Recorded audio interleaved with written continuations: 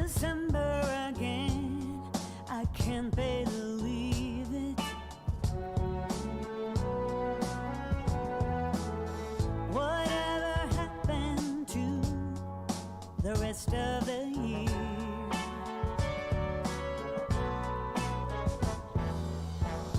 It went by so fast, I barely could see it. Now I'm calling all angels high, if you are there, help me find the Christmas spirit again. The Christmas spirit again. That one place in my heart that was there from the start. I want that Christmas spirit again.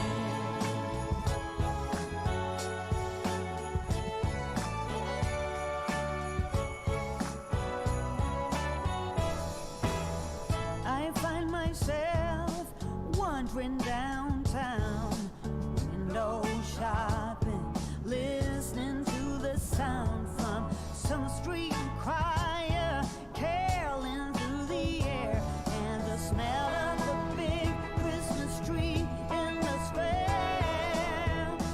Here comes the Christmas spirit again. That Christmas spirit again.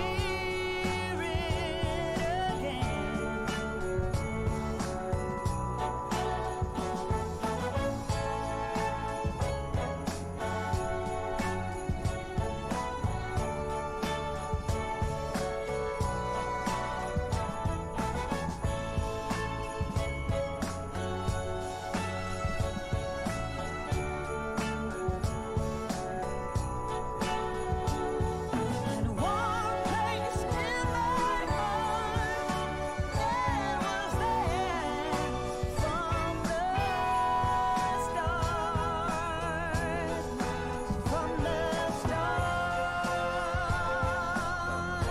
Here comes the Christmas spirit again. That Christmas spirit again. One place in my heart that was there from the start. You know I'm glad to tell you, my friend, I found the Christmas spirit again. I found that Christmas spirit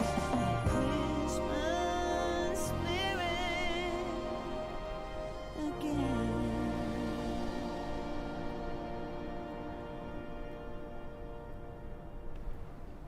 Well, very good evening, ladies and gentlemen. Welcome to another Flight Deck Sim live stream today. It's the 19th of December 2023, 8 minutes past 5 in the evening. Welcome on board a Microsoft Flight Simulator flight to the PMDG 737 as we fly from, where are we? I can't remember where we are. Sweden, Stockholm Arlanda to Rovaniemi in Finland. We haven't been to Rovaniemi for a very, very long time.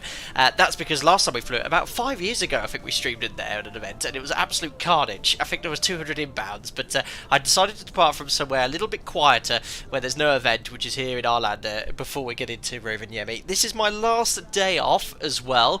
I've got 5 days coming up. I'm working right up to Christmas Eve, so I don't think I'll be able to stream again prior to Christmas, so I thought I'd do one more Christmas stream. Now, Last time we were in Microsoft Flight Simulator, we were in the Vulcan, and if you remember rightly, for those of you who watched it, we were having a lot of sim issues. Now, I started preparing for this stream yesterday, and I was having those same issues in Microsoft Flight Simulator. Lots of crashes, lots of instability.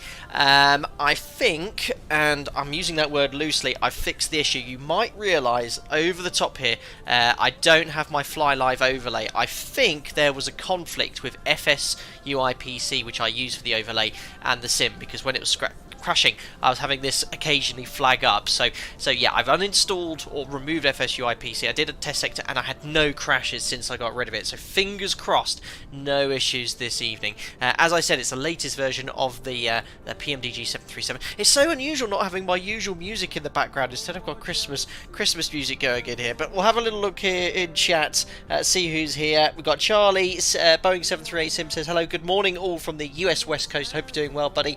Peter, hello. Golf Pilot, he says. Thanks, Peter, for calling me Golf Pilot. Donald O'Seed is here as well. J Dog as well. Electroid, good evening. Liam Barwick says hello. Elvor, Greg Scott. Gregory 5TV is here as well. Adam Kapek is here too. Martin Keel. Nicholas Ben Matthews as well. Thrust Set Simulations too. But yes, we're going to have some music songs in the background here, all with Christmas themed, just to get us into the spirit here. My girlfriend's got the wood burning stove lit downstairs as well. But let's zoom on in towards the aircraft. Now, I'm going to use GSX today. I've got SimWorld Update 5 installed, which gives me the Stockholm Arlanda scenery included with GSX. So, as I said, the aircraft's completely cold and dark. Nice, quiet airport, no event going on. I wanted to get away for this departure smoothly. But the jet bridge is attached. The ground crew are ready to load the bags. The passengers will be ready to board very, very soon indeed. So, yeah, I'm going to look at or chat to some of the other content creators to see what they're using as an overlay. For today, no overlay on top, just till I get to the bottom of what I think was causing those stability issues as well. I hope you're doing well, Romulus. Good evening, Captain. Ready for snow at the destination? Yeah, it's looking light snow at the moment. Winds from the northeast, probably going to be an RMP approach today. Overcast at 700, -3. Here, it's cold. It's only 1 degree Celsius, but it is CAF OK, so no actual freezing or icing conditions here in Sweden this evening, which is good. Y9N3TA is here as well. Says hello and good evening from the UK. Hoping for a good flight. I hope so too. Hopefully a nice smooth departure and smooth sim session for us as well. Gregory says, do you think I'll be able to land a 747 in EFRO? I don't know if they've got. Certainly the runway's long enough, but I think the apron's going to be the big issue there. Hope you're doing well, Edo. Nice to see you here in chat as well. Anyway, let's jump on into the cockpit and get the show on the road. So I've got my little flashlight illuminated. Get the battery on. GPU is on the bus. We'll get the dome light on. There we are, that's going to get the aircraft all illuminated. Yeah, this is the latest version of the PMDG. There was a sim update just prior to the start of the stream, so I loaded up Microsoft Flight Simulator at the time I usually do, and I was like, oh great, so it took 10 minutes to install, which is why I was a little bit late here as well. No Santa costume today. In fact, if I turn on Yoke Cam, you'll be able to see I'm just wearing a sort of green coloured t-shirt and jeans. Very boring, I'm afraid. Maybe I should have put a Santa suit on or something. I'm afraid I don't have one, but maybe I could find I'll put some baubles around my neck or something. Right, thanks Hasibasso. Right, we've got some electrical power connected to the aircraft. We've checked to make sure the bypass pins installed so we can turn on the hydraulics. No one's working on the aircraft. Then check all the aircraft documentation to make sure the aircraft is all legal. There's no tech issues today as well. Let's do the safety inspection checklist. So first thing we want to do is check the fault and fire check. So we've got 3 squibs. I've noticed since I've become an instructor again, I'm really following the SOPs really closely. So I'll be doing everything by the book today. The briefings as well. We'll be using the PMDG OPT as well, or UFT, and yeah, it's quite good. I've been comparing it to real OPT as well. It's not far off at all. Really nice addition, and I think they're fine-tuning it with updates as well. So let's do the fault test. Fault APU detector in op. Master caution overheat detector. Let's do the fire test. Fire warning light, engine overheat, wheel well, no loop failures, and the warning bell and lights illuminated too. Onto the overhead panel, we'll turn up the panel lighting here. The lighting in this is fantastic in the PMDG. Emergency exit lights will arm. Test the attend button. make sure the flaps are up and match the indicated position. Let's turn up the lighting here as well. My side as well, background lighting, and the AFDS lighting's done too. Fuel, we'll use GSX. Well, I might not use GSX for the fuel. I haven't decided yet. Test the attend button. Check the takeoff config. Warning horn sounds. Cargo fire test. 2 green lights discharge forward and aft. Fire warning bell and fire warning light has illuminated as well. Good. Onto pedestal 2000 standby. Select this to VHF 1. Turn up the panel lighting there. Oh, you forget how good the sim is with lights. The lighting in the PMDG is phenomenally good. I flew about 4 days ago at night, and it's like at night time the lighting in this is perfect. Check the circuit breakers onto the overhead panel. Voice recorder on. Stall warning test. Need to wait a little bit longer for that. Check the flight recorder. Mac airspeed warning test. IRS to nav. We need to wait a bit more longer for the stall warning test. Circuit breakers are all in.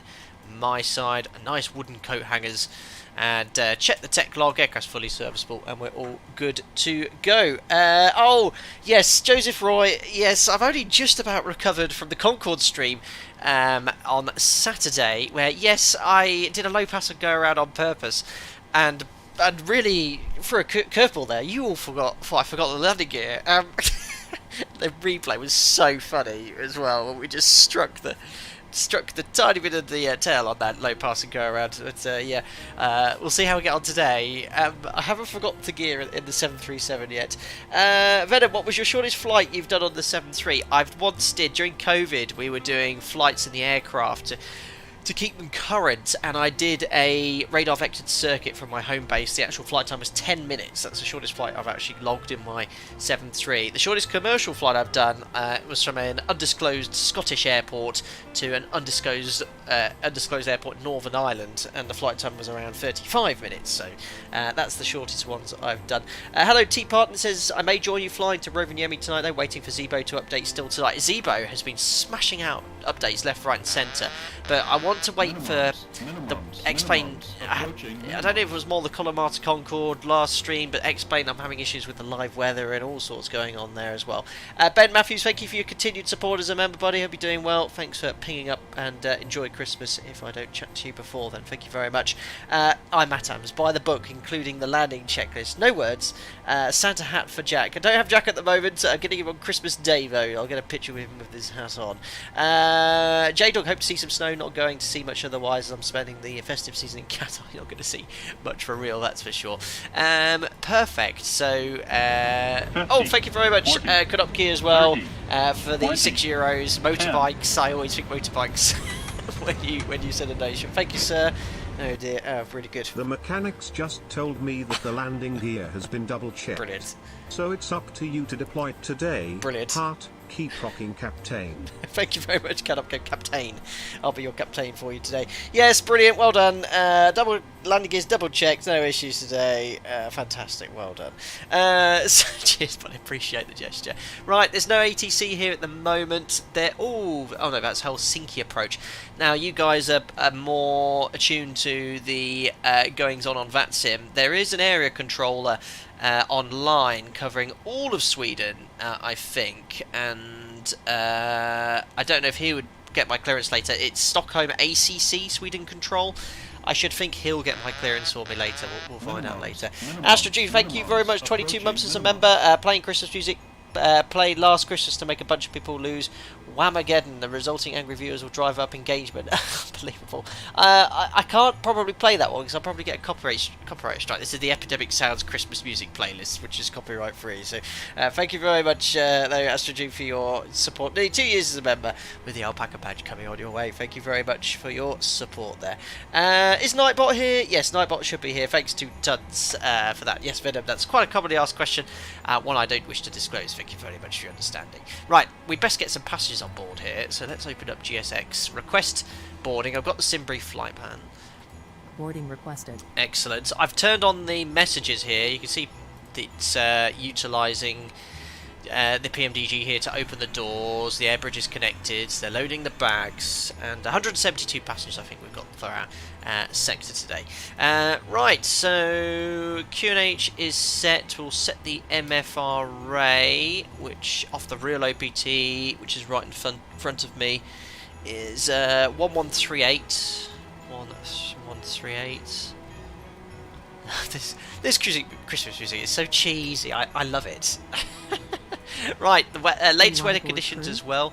Yes, we better board ourselves on. Pilots boarding starting. Excellent. So just looking at the latest METAR here, it's 250 at 13 cav OK, QNH is 994.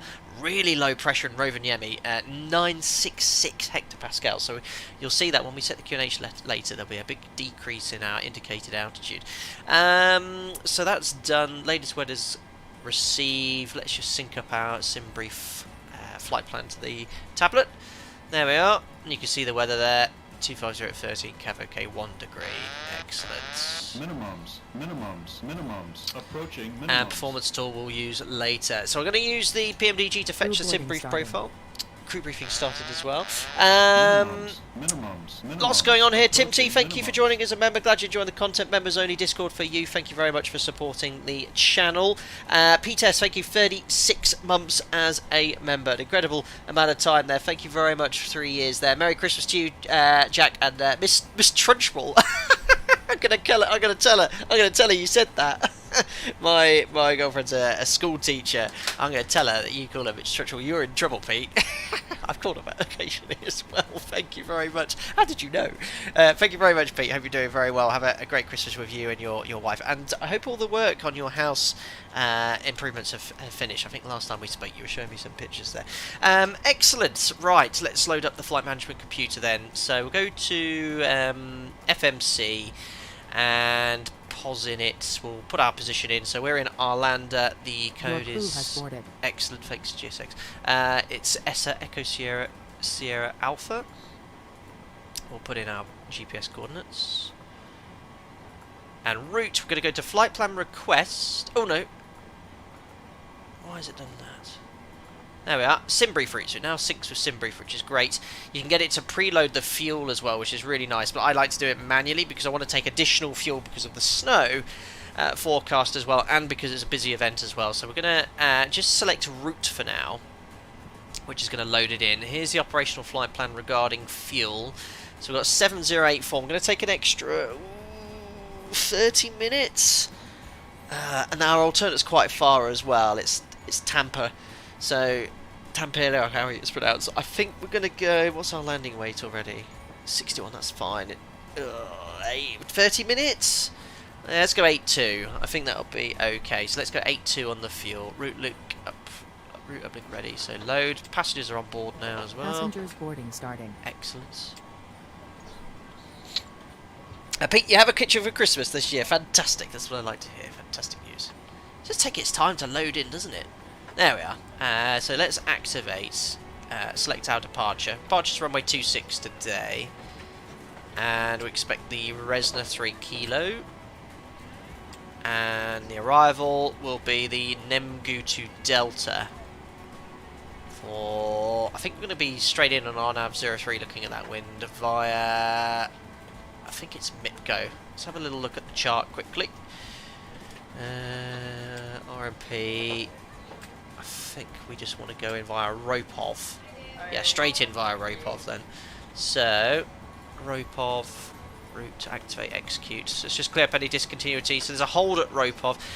This is I've seen this sometimes in the Zibo FMC. Sometimes you get these sort of multiple waypoints. You've got Ropov, hold at Ropov, and Ropov again, which shouldn't happen. So what we're going to do is just go direct to Anuka, which still has Ropov, it gets rid of the hold as well, just tidies everything up there as well. Excellent, so the route is in the FMC. The fuel I'm just going to load up manually. So fuel, it's going to be 8.2. And GSX I think has taken account for the payload. Yeah, it distributes the payload cargo to ensure that it's the correct zero fuel weight, 57.3. You can see it's 57.4, which is absolutely fine. Right, let's do the performance now. So this would usually be done independently with both crew members at the pre-flight stage once everything else is complete, but we'll do it now. So zero fuel weight, we'll put in 57.3. Our alternate, as I said, is is it Tampere? I might have flown in there once or twice, can't confirm nor deny. 3.4, cost index 30, cruising at 37,000 feet. Remember, for the cruise wind, we want to put top of climb wind, 277 at 57. I know you can input all this data manually, but I like to, automatically, but I like to insert it. Again, the PMDG 73 asks for the actual temperature at top of climb, which is going to be minus 55. As opposed to we put in a ISO deviation. 5001 for the QNH. And let's now do the performance. So, let's have a look here. Let's have a look in chat. The Instrument Flight Sim, I hope you're doing well. Hello, Captain from Nepal. Thanks for popping in. Venom, when I was 11, I was flying from London to JFK. And out of nowhere, the plane's engine got hit by lightning. And I was wondering if there's any sort of procedure for that situation. Well, I've, touch wood, not yet been struck by lightning. It is a matter of time until I will be. But no, there's no checklist. The aircraft is capable of taking a lightning strike and dissipating the electric static from that. So I've got static wicks as well to help dissipate the electricity. You might have somewhere where there's a little bit of damage caused by where the lightning was struck, and a static wick might blow off as well. But it is designed to be able to take a lightning strike. It can be quite scary, I've been told by someone who has been struck by lightning. It's very loud, bang bang, but you'll be absolutely fine, and you would have been fine when you were struck by lightning there. Y9N3T, I'm flying a Zevo 73 and pressed the welcome announcement, and you came on. Welcome on board this flight. Oh yeah, I recorded that years ago for Zevo. Amazing, it's still there as well. Here you go. Typically, how long after you sit down in the cockpit does boarding begin? Ooh, within usually 5 or 10 minutes. 5 or 10 minutes. It depends, really. We usually report 45 minutes before, boarding soon after. V-Sky checks Navigrapher's messed up some approaches. Make a bug report. Okay, I'll have a look at that. I haven't seen that issue myself. Happy flying into Rovaniemi, says Patrick. Hopefully you won't end up in a hold for 40 minutes. Looks like there are a lot of inbounds. Well, yeah, we'll have to see where we come in. We've got 30 minutes of fuel, so we'll make a decision once we use up that fuel, whether to log off or continue there as well. Takeoff at 26 is rare. ESSA, in real life they start 19 right. Interesting, Hakan. Okay, based off your name, I should think you're very clued up. I'm happy to switch that to 19 right, based off realism. So there's no ATC here. Oh, there is now. We'll contact approach and get the clearance. In fact, you know what? Before we do the performance, let's grab... Ah, it's like he's watching my stream. Let's get the clearance now. Welcome to Stockholm Approach on 126655 for clearance. Let's tune that in and go from there. Information Alpha, Boeing 747-400, request IFR. Yeah, runway condition codes 222 in Rovaniemi. Lovely. That's yeah, but that won't be simulated in the sim. Oscar. Good evening, Stockholm Approach. Clear to Rovaniemi by Resna 5 Golf departure, 5,000 feet, squawk 5332. Resna 5 Golf. Lufthansa 5 Alpha Oscar is clear to Echo Fox Romeo Oscar via the Resna 3 Golf, initial climb 050, squawk 5332. Lufthansa 5 Alpha. Lufthansa 5 Alpha Oscar, must correct it's Resna 5 Golf departure. So Resna 5 Golf, 19 right, exactly as Hakan said. 5 Golf and 19 right, Lufthansa 5 Alpha. Lufthansa 5 Alpha Oscar, rating correct. There we are. And approach hello, it's Alpaca 25 X-ray, Mike stand, Foxtrot 35, and we'll copy the latest weather shortly, and requesting departure clearance for Rovaniemi. Hello, Alpaca 25 X-ray Mike, Stockholm Approach, clear to Rovaniemi, Resna 5 Golf departure, 5,000 feet, squawk 5342. Cleared to Rovaniemi of the Resna 5 Golf departure, climb altitude 5,000 feet, squawk 5342, Alpaca 25 X-ray Mike. Alpaca 25 X-ray Mike, feedback correct. Perfect. So it's a good job we've got the clearance then. So let's go into the FMC first. Go to departures. We'll select 19 right.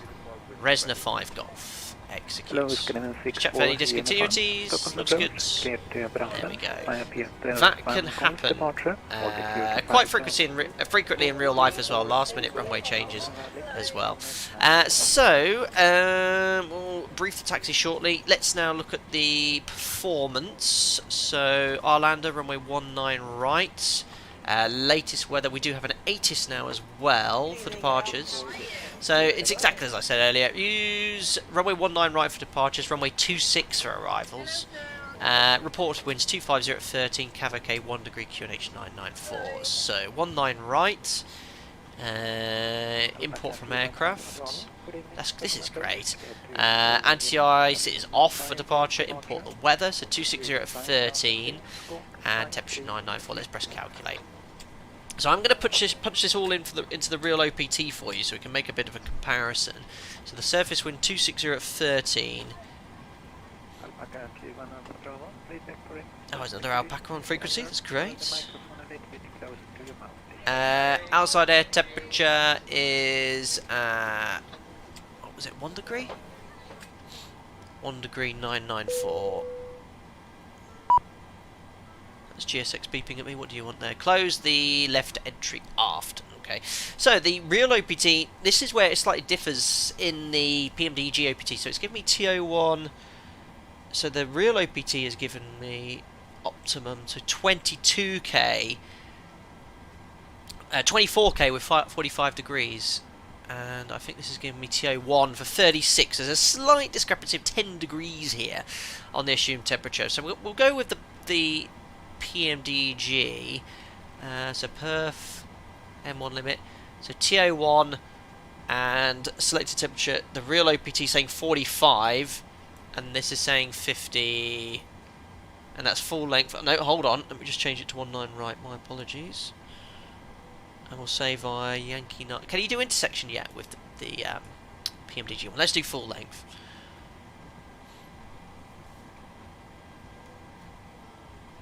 It's exactly the same. Full 24k, 45 degrees, and this has got 36. So there's a slight discrepancy. 89.8 and 87.1. So fair enough. It's ballpark. It's certainly along the right lines of what you'd have, but it's just around 10 degrees off. We'll go with 36 then, which is what the OPT is saying here. 90.7. That's fine. And this says 89.8. By the time we put the bleed on, that'll be around 90, so it's only 0.2 off. Right then, that's all good. Takeoff, flap 5, CG is in, speeds 139, 140, 147, they're all matching the OPT. Trim will set 5.6 units.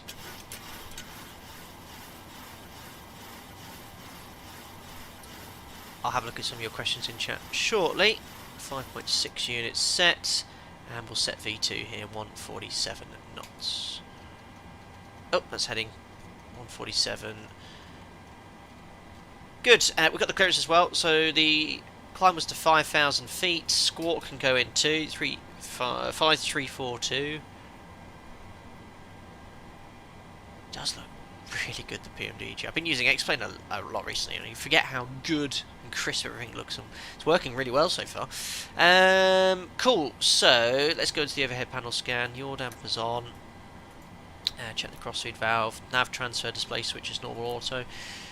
Dim, bright, bright, dim, bright and off. 4 pumps on. When you have a really small amount of fuel in the centre tank, guys, like this, 400 kilos, it's worthwhile not turning on the centre tank fuel pumps. The reason is you just you open yourself to, or expose yourself potentially to a master caution light illuminating on the takeoff roll with the centre pumps giving you low pressure. So generally anything less than if you've got more than 453 kilos of fuel in the centre tank, you must have full wings, but you can decide when to use that fuel. Typically we do it at 10,000 feet. So I'll leave the centre pumps off for now. That's all good. Lighting's checked, fueling's done, so seatbelt sign can come on, window heat as well. We don't need the probe heat on just yet. Pax auto, 37,000 feet, and the elevation in Rovaniemi I think is 650. Good, lighting's all set, logo light should be on. Pop on the flight directors. The heading and course for runway 19 right, short taxi for us, is 184 degrees. So we'll set 184 here. 184.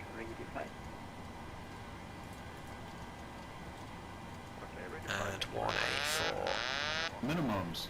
Cheers, ADS Legends. Been a while since I've tuned in for a stream, but thought I'd drop by. Feliz Navidad. That's Spanish for Merry Christmas. Thank you very much for popping into the stream. Hope you're doing well. Thank you very much for your continued support as a member over 2 years now. Thank you very much. Right, MCP's pretty much set. Order brake to RTO. Reset the fuel flow. We'll have legs for Jim.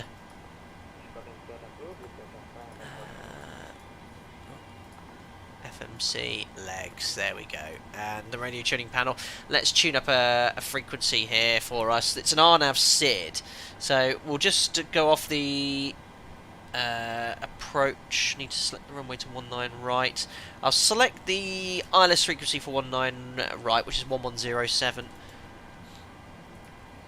1107. 1107. There we go.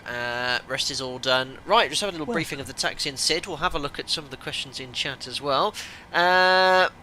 Yeah, VATSIM just uploaded the 80s. Thank you very much. Welcome on board. Thanks for subscribing to Grace Oliver, Eugene Liu, Name Howitzer, and who else that was just now as well. Martin Halvorson, hope you're doing well. 51 inbounds into Rovaniemi. Crikey, we're going to hopefully get in front of all these people here then. And when I flew the PMDG 73, the VNAV would never turn on, and I had to fly the entire route on heading and LNAV. Is that a bug, or did I just do something wrong with the flight planning? It's probably something you did wrong there, Venom. Make sure you got the route all in, activated and executed, the FMC fully loaded, flight directors on, and VNAV should work. I've not ever had that bug myself in the PMDG 73. Right, so a little bit about what we're going to do today. We're going to taxi now to 19 right, off stand Foxtrot 35, so push back facing north. Out via Zulu X-ray left turn, and then a right turn onto Papa Alpha, and then the northern taxiway. We'll plan for full length here as well. I don't know if that's de-icing there, but we don't need to de-ice today. And the SID now is the Redsner 5 Golf, which is this one now. It says initial climb 5,000, which is what we were cleared to. Climb on 184 track to SA705, and then once we're above 2,100, 220 knots, 706, 722, 722, 855, then to Resner. So it's all coded correctly. The only thing I need to do, SOP at my operator, is set the cleared altitude in the FMS as well. So we'll put 5,000 feet in. Let's just put it there. Perfect. We're all ready for push and start, so we'll go to GSX, boarding completed, prepare for pushback and departure. No, we don't need de-icing. Due to icing conditions, please stand by for engine start until push completed and brake set. There's no icing conditions, it's only 1 degree, it's cav okay. There goes the air bridge. There's the SAS behind as well. Hello, Captain. We are ready for pushback. Hello. Very alluring. Who else have we got here? Mates would like a PA. 24 months. Thank you, Hakan. Hakan, fantastic. You're like a great first officer here. Zulu Papa Alpha Yankee Taxi 419 right. Don't give me any confirmation bias though. Wintry, snowy conditions await us. It's light snow, overcast conditions, temperature -3. Welcome aboard. Safety announcement, etc. There you go. Hasso, do you prefer Lido over Jefferson charts? Over the two, Lido, and then I prefer over all of those, Navblue, which is what we use in my operator. What's for dinner? Wraps tonight, Martin Keel. Right, let's get the APU. Ooh, I've not started the APU. Oh, that was close. I'm a bit behind here. No, stand by GSX. I'll come back to you. Astrid, when would you put the wing anti-ice for takeoff? Temperature below 10 degrees and clouds below a certain altitude. So whenever in freezing conditions or icing conditions, we would use wing anti-ice unless we anticipate or have been or will be de-iced using Type 2 or Type 4 fluid. In that case, we won't use wing anti-ice, but if not, we would use it there. Why nav blue, says Jacob. We'll have to ask my operator. Well, that's why we use nav blue. But why do I like them, perhaps? I just find them far clearer. Ashley says, engine anti-ice. Yes, that comes on a lot later. Right, so we'll just get the APU up and running. Did I put it on? No, I didn't. There you go. APU on the bus. Right, we can now go to the menu, FS Actions, doors, that's been closed, and what's it under? It's FS Ground Services. No, yes it is, remove. Oh. There we are, removed. That will get rid of the GPU and the chocks. And we want nose left for pushback. Yes, remember the landing gear this time, Cap. Thanks, Gabriel. Yes, thank you. You're not the first. You will not be the last. To remind me today. Disaster. Cheers, Greg. 49 months as a member. That's an incredible duration of time. Thank you very much for the support for over 4 years. Have you actually got 4 stars on your alpaca badge? Not many people have that. Thanks, buddy. Merry Christmas to you, Captain. Fellow alpacas, are we entering the first hold yet? Oh, inevitably we will do. We've only taken an extra 30 minutes of fuel as well. Welcome aboard, James Evans. Thanks for subscribing there. Cheers, listener, and thanks. Right, I think we're all good. That's all disconnected. No GPU. We'll request push and start now. We still have just Arlanda approach on here. Is it Arlanda approach? Yeah. Oh, Stockholm approach. And Stockholm approach, Alpaca 25 X-ray, Mike, stand Foxtrot 35, request push and start. Minimums, approaching minimums. Alpaca 25 X-ray Mike, pushback and start up approved. Push start approved, Alpaca 25 X-ray Mike. Thanks, Elliot Smith, 25 months. Good evening, have a good Christmas, everyone. Thank you very much for popping in. I hope you're doing well. Jacob, have you stopped streaming Zebo? No, we very much stream Zebo. We haven't flown the PMDG 7.3 in a while, so I like to shake it up a little bit from time to time. Right, so packs off. APU bleed can come on, anti-collision lights, and transponder to out off. There we Stockholm are. approach, hello, lot 4 Charlie Echo. Let's turn that guy down, and we can bring up GSX menu. Continue pushback. No. Due to icing conditions, please stand by and we for want engine start until push completed and brake set. Say again, nose left. Lot 4 Charlie Echo. Release parking brakes. There we go. Commencing Oh, yeah, push. this is a weird bug, isn't there, where it Due to icing shows conditions, please stand by for engine start until 500 push completed and brake set. 550 feet rate of climb. I think that's due to GSX and the pushback, which is what causes other aircraft to look really strange. Oh! I've just lost my skimitar and wingtip. Please repeat that last word, I'm not hearing it very well. 4 Charlie Echo, I'm sorry. There we go.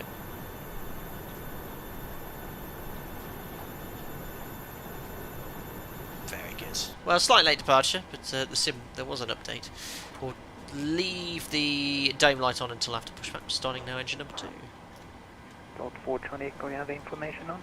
Gabriel, thank you very much. You've gifted a membership to someone, Hakan, who has given me some great advice on everything I need to know about Arlanda. So thank you very much for that gesture, Gabriel. Welcome aboard as a member, Hakan. Thank you. Hi, James. Hope you're doing well. James Warren is a good friend of mine. Nice to see you here, sir.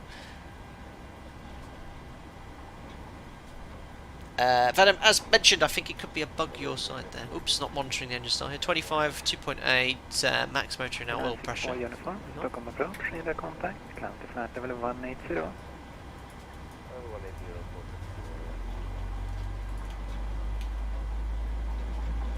There's always some weird, strange noises going on during pushback as well. Oh yes, yeah, GSX guy's going to be very mad when he finds out he started the engines. Well, he said it's freezing conditions. It's not freezing conditions or icy conditions. Guys, a lot of noises going on here. Set parking brakes. Perfect, parking brake set. Cockpit to ground. We have a good engine start. You can disconnect. Conflicting information. Right, to still. Oh god, hear that noise.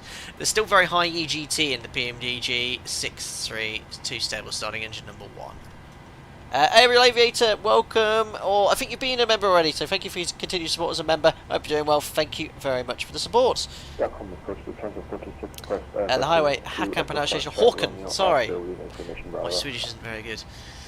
Head to 426, Stockholm oil approach, pressure, Bravo Ed correct, 1. Unit 994, and please send a flag down. Check the spar valve goes from dim to bright and then off. Good. That's good. Tow truck disconnected. Bypass pin removed. 4 Charlie Echo, flighting 010. Left is clear, right is clear. Excellent. The lighting in Microsoft Flight Simulator right now is superb. Really, really good.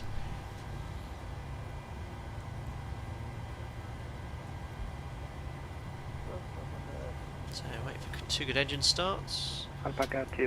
Started using the GSX commands here so I can see what it's up to. I don't actually quite like that. Right, did I see the pin? I don't know. Oh, it's gone. I think it says have a safe flight or something. Right, started cut out, monitoring engine number 1, 2. Again, it's peaked quite high, the EGT, but it is stabilising. 6, 3, 1 and 2 stable. Perfect. So, there you go, GSX, have a good trip. Now, that's when I press that, I don't need it anymore. Right, so generators on, APU's off, stop switches continuous, Pro P.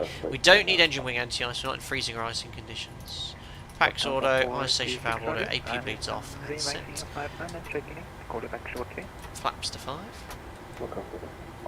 Perfect, flight controls, full forward, full back, left and right. Let's check the rudders, full right and full left, recall, blank the lower DU, and then we'd complete the before taxi checklist. Very good. 426, clear to Rovaniemi via 235 Golf departure, 5,000 feet, Scook 5307, Bravo correct, unit 994. Good running via the 235 Golf departure. You guys missing the fly live over over top? I am. I'm sorry I haven't got any flight data. I have to keep you posted. You have to ask me in chat. Lufthansa 46, feedback correct. Scandinavian 64 uniform, contact speeding control 131.130. 131.130.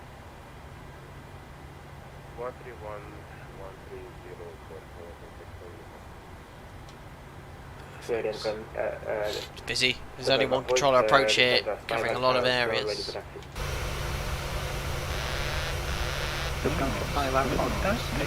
Thanks, Blaney. 42 months, remember, incredible amount of time. Merry Christmas, you Captain, and of course to all and sundry. Thank you very much, buddy. Alpaca 25 X-ray Mike, request taxi. Zulu Hotel, Sagan, hold short Zulu Hotel. Locked. Hold short hotel. I might have stopped on someone. Negative, it was for Alpaca, 21 Alpha Bravo, hold short of Zulu Hotel, and Lufthansa continue taxi place. I think there's multiple alpacas. Alpaca 21 Alpha Bravo, negative, I say again, hold short of Zulu Hotel. Minimums, approaching. Busy. Wukshan, thank you very much for...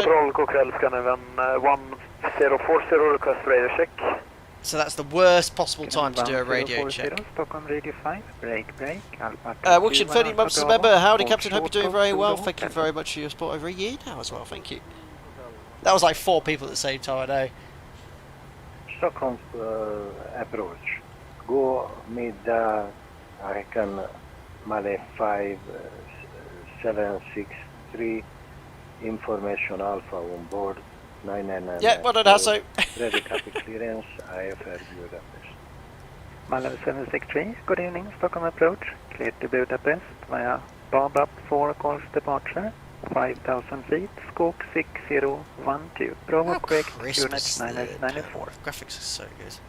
Clear the IFR Budapest via 5, Bob up 4 go departure 19 ride. Initially 5,000 feet, Scook 6012. Thanks, not Joe, you're quite right. 763. Malmö 763, feedback correct. Alpaca 25 X-ray Mike, request taxi. 40 at stand 14 to next 994, request start up and clearance, correction now, up clearance for Kiruna. Stand by, break, Scandinavian 810, are you on this frequency? Yeah, I know, J-Dog. This is approach controller. Thankfully, it's not centre. Good evening, Stockholm approach, radar contact. He could do over tower or ground frequency now, though. Descent to flat level 90. Oh, Tata, yeah, I saw you had a lot of snow. I did a practice sector earlier and I saw. Lot 4 Charlie Echo, descent Yeah, to this guy is 2,000, really 500 calm. feet, QNH 994, Doesn't need to heading repeat himself. 360. That's why he talks really calm. I've heard it before, this guy. Please repeat, Lot 4 Charlie Echo. Lot 4 Charlie Echo, if I'm gonna vector you, please pay attention. Sliding 360, dear. descent to 2,500 feet. He's vectoring people as well. Swinglish is Sorry, among the didn't most have my understandable notepad, English I've heard so far. Descent to 2,500, QNH 9 or 904, and I didn't get that heading. 360. Fly heading 360. 360, I'm very sorry, Lot 4 Charlie Echo. Stockholm approach go clear Ryanair 4683, descending to he's 110. messaged him on VATSIM, pay attention. Runner 4683, good evening, Stockholm approach, radar contact, information Bravo Valet, landing runway 26, descent to flat level 70. He's getting very calm. Information Bravo on board, landing 26 and descent to flight level 70, Ryanair 4683. Sweden Red Nose 3212. Red Nose 3212, good evening, Stockholm approach, radar contact, information Bravo Valet. So good he's landing runway prioritising the people 26, in the number air 4 because they're the in people that sequence, need vectors and descent to things, flat whereas level me, I'm not 90. moving. So it's good. I'm glad he's Okay, prioritising. runway them. 26, descent flight level 90, information Bravo Red Nose 3212. Scandinavian 810, Could've got in radio there. speed 250 knots.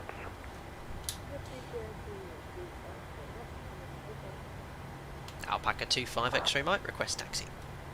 Red Nose 3212, radio speed 250 knots. I think he's got me in now. Give him a minute. 250 Just knots Red Nose don't 3212. prioritise the other guys. And Alpaca calling, sorry, say again. It's Alpaca 25 X-ray Mike, request taxi. Alpaca 25 X-ray Mike, taxi to holding point, runway 1 on the right. Taxi holding point 19 right, Alpaca 25 X-ray Mike. It's standard routing, that's Lufthansa why he's not 5 giving me the Alpha instructions. Oscar, Where's that confirm your message taxi from? to holding point, runway 1 on the right now. The Alpaca is waiting for you. Perfect. We will taxi and we give way to the Alpaca 25. Zulu Papa Alpha Yankee. Negative, you're number 1. Taxi please now.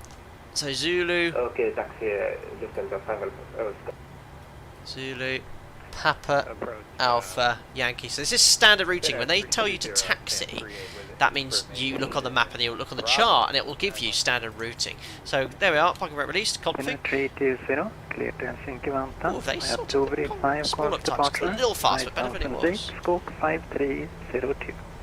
Thanks, guys. So just like the real plane, the turn off and taxi lights. Well, actually, on the with the LED lights, they are better. Feedback correct. This is still quite dark. So Lot first 4 left is Charlie Zulu. Echo, turn left heading 340. Do they actually have the charts Sending 340, Lot 4 Charlie Echo. Scandinavian Oh, 810. oh, baby, descend jump! to flat level 70. A little tank came from nowhere. Good.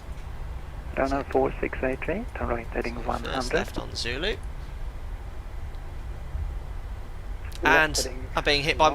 Now I've hit multiple Negative, right vehicles heading here. 100. Right Dear. Right, now we're on Zulu. Next right will be Papa Alpha, which is the second right.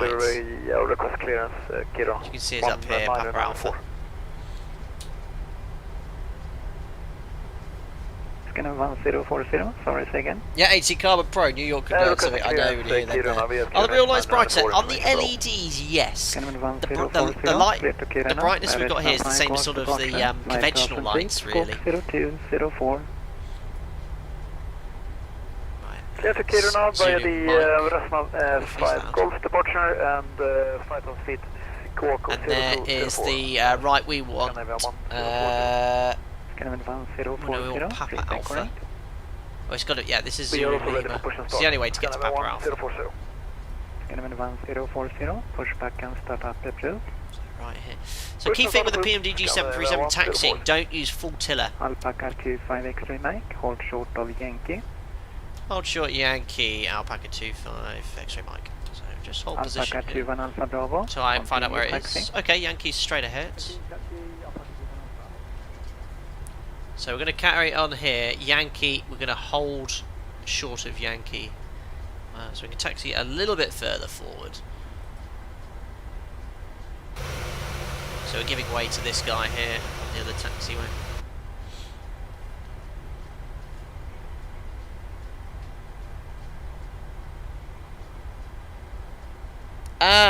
Set ground traffic to 0. There are enough static vehicles in a nice airport. It's a good point planning, actually. And I guess GSX puts some stuff in, doesn't it? Oh, is that 747 we're giving way to? There we go. Runway 4683, descent altitude It's harder in the real, harder in the sim because I can't find the click spot for the parking brake. Where it is in the real plane.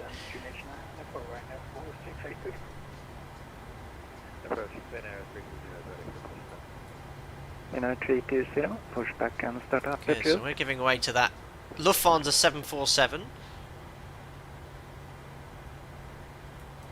God, this is where Microsoft Flight Simulator excels. You've got the atmospheric lighting, or the light there, and these models are fantastic. That looks so good. Oh, good one, Steven. Flight Simulator seems to work for once. Well done. 020, descent to flat level is 70. Yes, as I say, these lights here are like the conventional halogen lights. That sort of Runway 4683, how bright start they are. reduce speed 210 knots. Cheers, Anthony. Yeah, I know. I was having so many issues with Microsoft Flight Sim, but I don't want to jinx anything here. But I think that FSUI PC and the overlay was what was causing the issue, because I've not had any issues since I've gotten rid of it. Good, yeah. Oh, volumetric lighting coming to X-Plane 12 as well. Very cool. Did he say taxi after? No, he just said. Oh no! Ah, what is this? Alpaca 25 X-ray Mike, continue, taxi only point, runway 19 right, number 3 for departure. Activity taxi 19 right. It's copied out. Alpaca 25 X-ray Mike. What is this? Parking brake released. How much taxi fuel did I take? Good, yeah. I think it was just 15 minutes. Yeah, 170 kilos. We used every kilo of that. Tom H, hope you're doing well. Nice to see you in here. Black Dog's outrageous, I know. Saucy, and overall, which sim do you prefer? They both have pros and cons. I like X-Plane for how aircraft handle. I always say, look at the big picture. What would the average user prefer? You know, it hands down Microsoft Flight Sim because of the way it looks, performance, the handling. You know, the PMDG, the numbers work. And I did a landing earlier, and I don't know if anything's changed since I last flew it, but it did feel a little bit more dynamic. You know, it's good. You know, so if you want the full sort of package, I always say I'd recommend Microsoft Flight Sim. But when it comes to those dynamic conditions, X-Plane again still handles well. V-Skycheck, don't worry, you have enough fuel to return to Arlanda. I have plenty of fuel, to be fair. I've got 1.2 tons extra, but not on top of that. Damper fuel, there's a huge amount of reserves. So usually reserves typically for an airport not far away is around 2.5 tons. We've got 3.4 tons of reserves for Tampa. 60 degrees, 13 knots. Right, where's that? Oh, where's the 7.3 gone ahead? The Alpaca. I've taxied through him, maybe he's stupid. No, he's disappeared. Maybe he's logged off. You're welcome, Saucy. Love your username. Right, best do the before takeoff check. This is a config we checked. Flaps 5 green lights, Stabtrim 5.6 units, sets. Takeoff briefing. Pax auto, bleeds on, V-speed set for departure. 3940, 47 on the MCP. The departure's now a Resna 5 Golf, which we didn't actually... Alpaca 25 X-ray Mike, hold to the right at the run-up area. It's a slot time. We are only allowed to send Rovaniemi departure every 4th minute. So hold to the right at the run-up area, please. Yeah, we'll hold at the run-up area, and we've copied the slot Alpaca 25 X-ray Mike.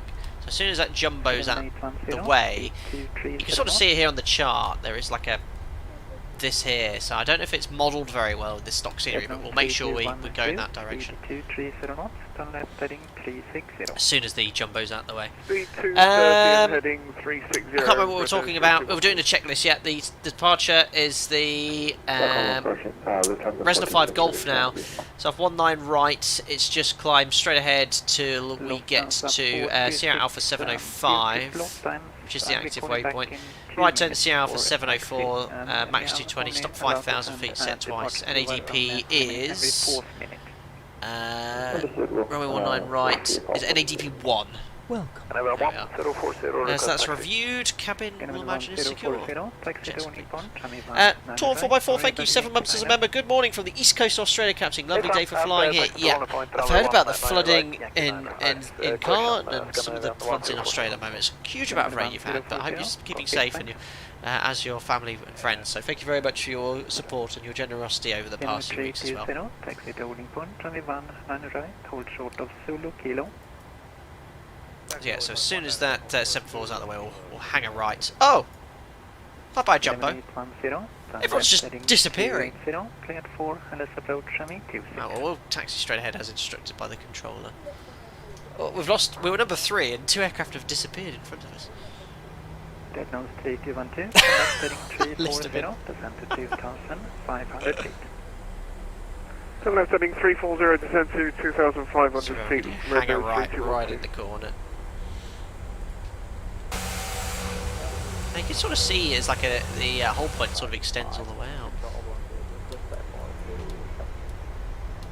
Blue scanner 525, Stockholm right approach, here. clear to Copenhagen, via Peter 1 calls departure, 5,000 feet, Skog 6022, Bravo correct, QNH 994.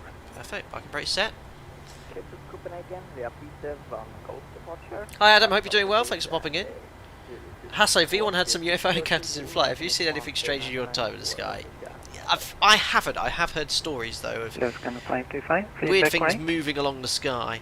Lot 4 Charlie Echo, taxi to stand 10. Would that be a position for de-icing? I don't know, Listerman. I'm unfamiliar with our Taxi to stand 10. I don't know if it's done on stand because I didn't 4683. I didn't notice any de-icing pads anywhere. 260 degrees, 13. There's another bay here. Not without looking into detail into the charts, which I've not looked at. But Alpaca 25 X-ray Mike, wind is 260 degrees, 13 knots, runway 1 right, clear for takeoff. runway 19 right, cleared takeoff, Alpaca 25 X-ray Mike. Oh, I've accidentally engaged the autopilot, control wheel steering. Right, cleared takeoff. Zulu Kilo. Logos on, strobes. Taxi holding point 1. Yes, the LED lights are brighter. This is not quite bright enough here. In the PMDG 73. It's not bad, but it needs to be a little bit brighter with the LEDs. We're standing by He's at the top of his lungs, isn't he? Right, so MCP is set to transponder TARA. Strobe lights are on. Landing lights are on. Checklist is complete. And we're staying on this guy's frequency after departure. He is Stockholm approach. Perfect. Timing.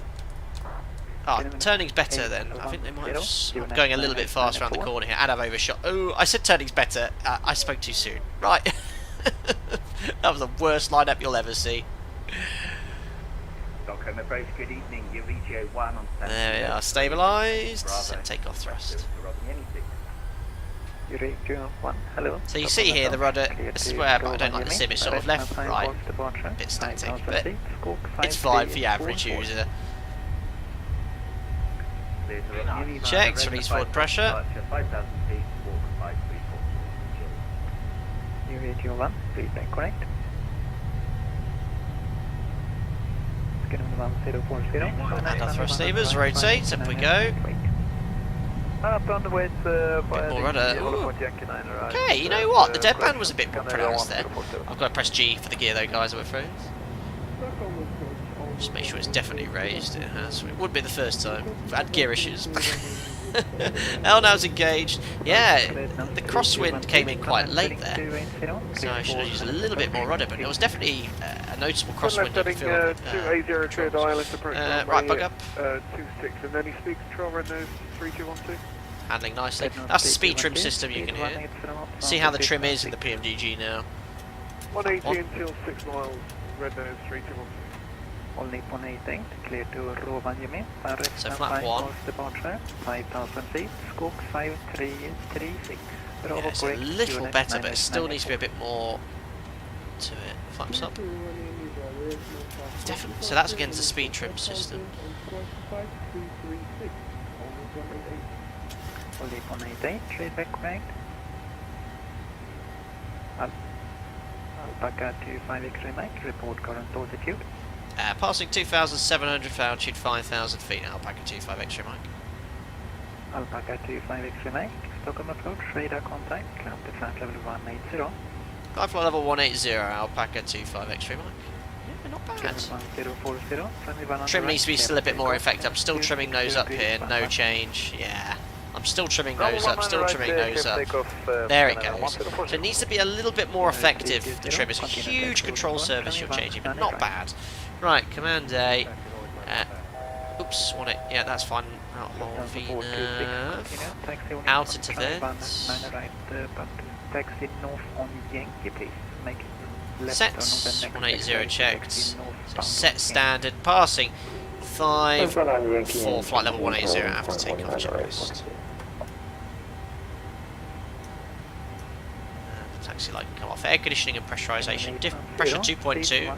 Climbing. Auto. All in auto. Auto. AUT set. And passing 6-4 flight level 180 after takeoff check is complete. Yeah, nice. The rotation was quite good. There was definitely a bit of a deadband there. The trim though, when you move the trimmer on the real aircraft, I've certainly done this more recently in UPRT and the Sims, when we're teaching it, we show the effectiveness of trim. You start trimming and the aircraft really shoots up, nose and down. Here it's just not quite effective enough, but it's actually handling a little better here. So far it's performed really well, the PMDG.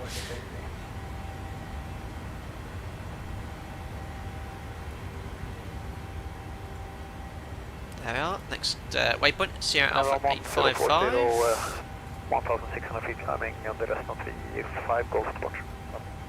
Scanner 1040, Stockholm approach, radar contact, climb to flight level 180. I guess that's not to scale, that one. But we're currently about to... Alpaca 25 X-ray Mike, speed 290 knots or greater, tune climb for spacing. Speed 290 knots, Alpaca 25 X-ray Mike. Oh, there we are, on transition. So based off our cost index, that's the speed we're doing. 297, that's absolutely fine. So yeah, inbound now to... no, that was the wrong... That's why. It didn't look right. There we go. That's better. Right turn now into Sierra Alpha 855. That's the scale. Good. Right, passing 106 for flight level 180, pre-cruise check. So fuel, we'll put the 2 centre pumps on, which has that 280 kilos of fuel in the middle. That's slightly less because of the attitude of the aeroplane. There is actually 400 kilos in there, which is really nice to see modelled. Lights. It's quite hard to see. It's coming off. We don't need a logo light on anymore. AP verify off. Pressurization is now 4.2 diff. Contact and report descent speed to speed and chrono 131.130. 131.130, Alpaca 25 X-ray Mike. Excellent ATC as always. Bye bye. Goodbye. He is really good, this guy. I've heard him loads of time on frequency. So the air conditioning pressurization is set. Recall. There we are. Belts. Release the crew as well. Check's complete. Actually, thank you very much, buddy. Very, very kind of you. Charlie, it's X3 land 5 Tango arrival for runway 26. Yes, Tango arrival. 50. Cheers, buddy. 40, Thank you. 30, 20, 10. Finnair 4994 land up on way to runway 19er. Merry Christmas, buddy. Get Jack some eggnog. Oh, it'll be sick, Anthony. Thank you very much for the $10, buddy. Very generous of you. Thanks for your help earlier as well. I need to install that plugin. I downloaded it, the one that sorts out all the files in Microsoft Flight Simulator. But thanks to any other members here as well, helped me this morning and last night with my Microsoft Flight Sim issues. I don't want to briefly jinx it, but I think that has resolved the issue, seeing that prior to removing FSUI and PCI, I got 4 crashes even prior to getting airborne. As soon as I got rid of it, it's fixed it. Now it's thanks to a 4 post. We'll to see. Better check in with Sweden Control. Merry Christmas as well, lads. Hope you had a good Thanksgiving as well. 370, proceed direct at Resna.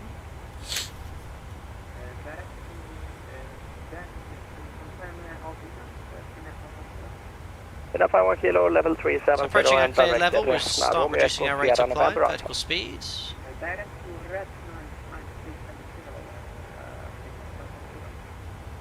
Pina 4994, re-cleared direct Resna after departure. Pina 4994, thank busy. you. The wind is 26 degrees 8 knots, runway Little start 100. some Christmas music.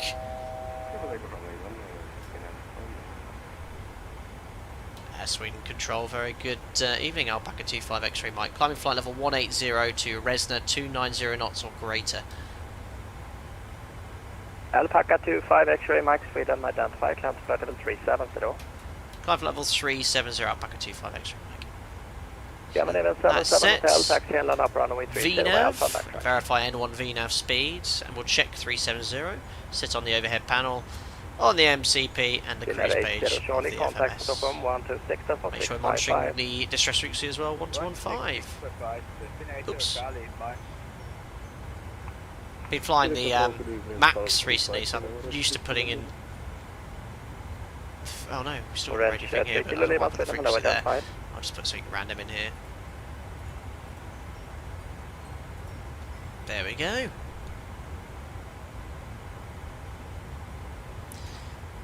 Turn the brightness of these down. Ah, the lighting on this is superb. Like, it's really good. Just turn the screens down slightly. It's perfect. That score should feel good. I'm not having a failure stream. Soon, guys, I promise.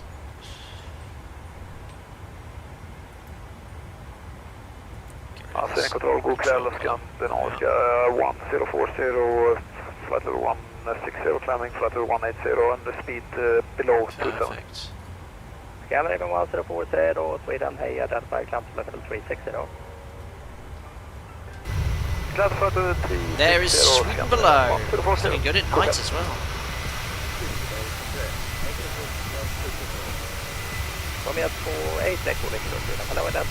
Do you see that? What's really nice thing as well? They've got good illumination from the moon now. So you see the moon, it's half moon, but look at this light coming from the moon. It's really good. Han says, hi guys, DCS player, transitioning to Microsoft Flight Sim. Was wondering what some of the best full fidelity modules are. I have the PMDG 73 Phoenix A320 on my radar already. Yeah, they're probably the 2 most detailed and best modelled aircraft at the moment, of the 2 most common commercial aircraft, so they're the 2 you'd want to be getting. You've got some other aircraft as well which are quite good, so it depends what you want to fly. If you want to fly commercial, you've got the included A310 with Microsoft Flight Simulator, it's well modelled. The Kuro mod for the 787 is quite good.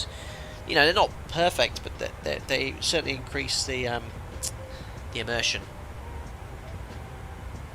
Yeah, the new A300 won't be free. It's their any builds payware.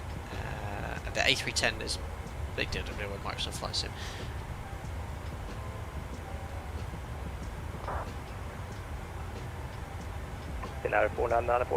So far, so good, guys. Honest question, guys. The overlay on the top. Are you missing it? Because I might source another overlay, because there are others available. Or do you prefer without? Because it does look cleaner, doesn't it, on the stream? But I guess having the flight data there is quite nice if you just tuned in to see where we're going, what our speed is. Basically, yay or nay for the overlay. Oh, bit of a rapper today. Yeah, overlay is nice. I'll look into it. I'll chat to V1 Simulations because he has the same overlay as me, but he's obviously not had the same issues. Yeah. Okay. I think the majority. 5455. Apologies, 5455. Yeah, I keep looking for it. Yeah, just because it is clearly. Yeah, I'd bet money on it now that the issue was to do with FSU IPC and how the overlay works. So the overlay, there's two ways it sourced the information. One was SimConnect, which I've learnt today is used by loads of modules, so GSX, Navigraph, etc, etc. But SimConnect with the Fly Live overlay, which is no longer updated by the developer, didn't work for me. It was very glitchy. Someone said try FSU IPC, and that allowed it to communicate exactly in real time, which is obviously a separate plugin. And I use XPU IPC and X-Plane for that to work. Now, and I've used that with no problem for years and years and years, but since the Vulcan stream, I have had such instability. Multiple crashes. Vulcan stream, I had 3 or 4 crashes. I thought it might have been linked to the Vulcan, which made sense because it was the first thing I started using. But no, reading into the event logs, some of the crashes linked FSU IPC and no, not FSU IPC, Fly Live. And then I read online about it. So I looked through all my plugins, and that was the only one which sort of wasn't up to date and been used. Got rid of it, and I mean, as I was saying earlier, I had so many crashes, the Vulcan stream, so many crashes last night preparing for this stream that I didn't even publish it. And I started running through what it could have been, got rid of FSU IPC, and I've had no issues since I got rid of it, so fingers crossed. But I'll look for another overlay then.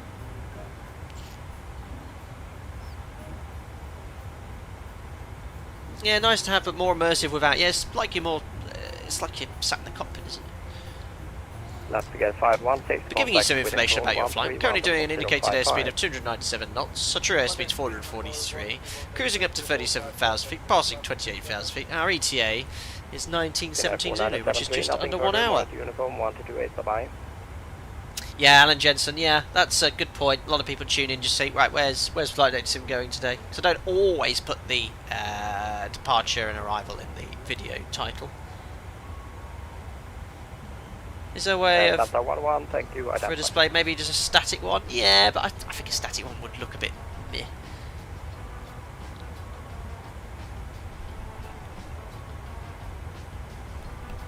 Yeah, I'll look into it. Torn 4 I'm feeling a little bit of Christmas spirit again. Yes, this song is called Winter Walk by Smartface, if you're interested. Oh, it's a pretty voice on it. 50,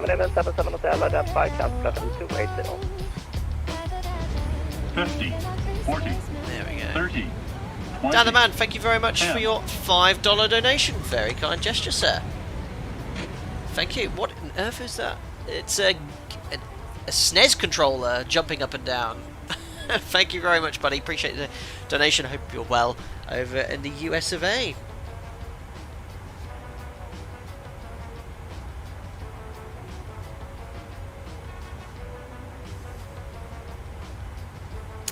Great question there coming in from F.A.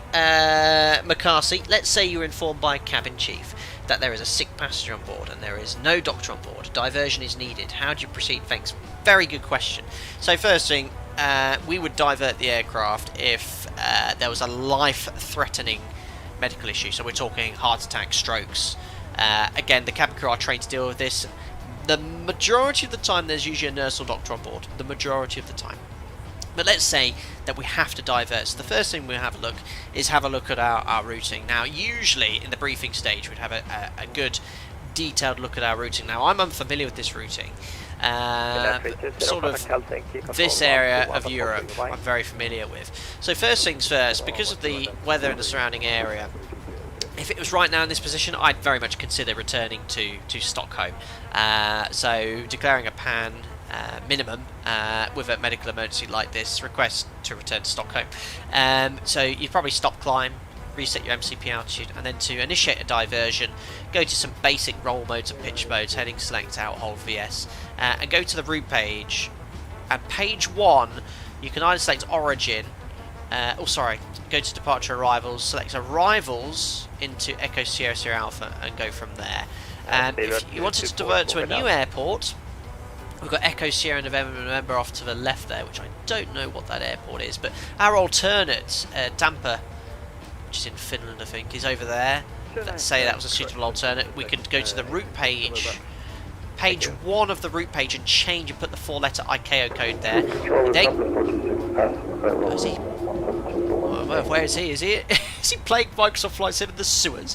You go to arrivals then and you can select the ICAO code. There you go. Where's he playing? Very echo. We're using a cup and string as his microphone. Outrageous. Tampa, Finland. So there you go, that's how you initiate it. Very kind of you to say, Dan the Man. Well, thanks for your donation. Your kind covered there. Very, very fun. Very kind of you, sir. Thanks for all the feedback regarding the overlay. I think the majority would like one back. I will find a source for one. I think I need to chat to V1 Sims because he uses Flight Live. I sometimes pop into his streams. And I don't think he's having the issues that I had. But one thing I must stress to you, one thing I've learned from simming and streaming all these years is if you can limit the amount of plugins and installed sceneries and aircraft, you know, you can always reinstall them, and I always think the benefit is if you uninstall it and then reinstall it, you'll have the latest version. So you find that you'll have less stability issues. I'm very confident in saying now that the issues that I was having was related to the Fly Live overlay and using FSUIPC or whatever the acronym is. Sounds like he's in the bathroom toilets. Yes, I know it does. Tour 4x4. I don't have my soundboard up. That would have been the perfect timing to do the toilet flush emoji. But yeah, back to work tomorrow. 5 days, 5 sims. Well, no, 4 sims and a ground school session. I'm doing some good sims for. I've got the type rating for what they call transition type ratings. So these are. I've got a captain and first officer who's joined my airline with experience flying another type. Maybe it was an Airbus, and he's made a right decision to come fly a proper airplane. So yeah, looking forward to that and a ground school as well. Excuse me, a bit of a sniffle. Thanks for subscribing there, Stefan Neff. Welcome on board.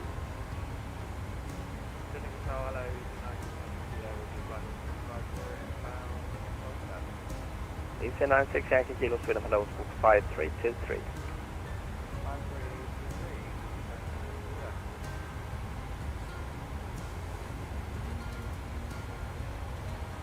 Perfect. Approaching top of climb, approaching Rikpa.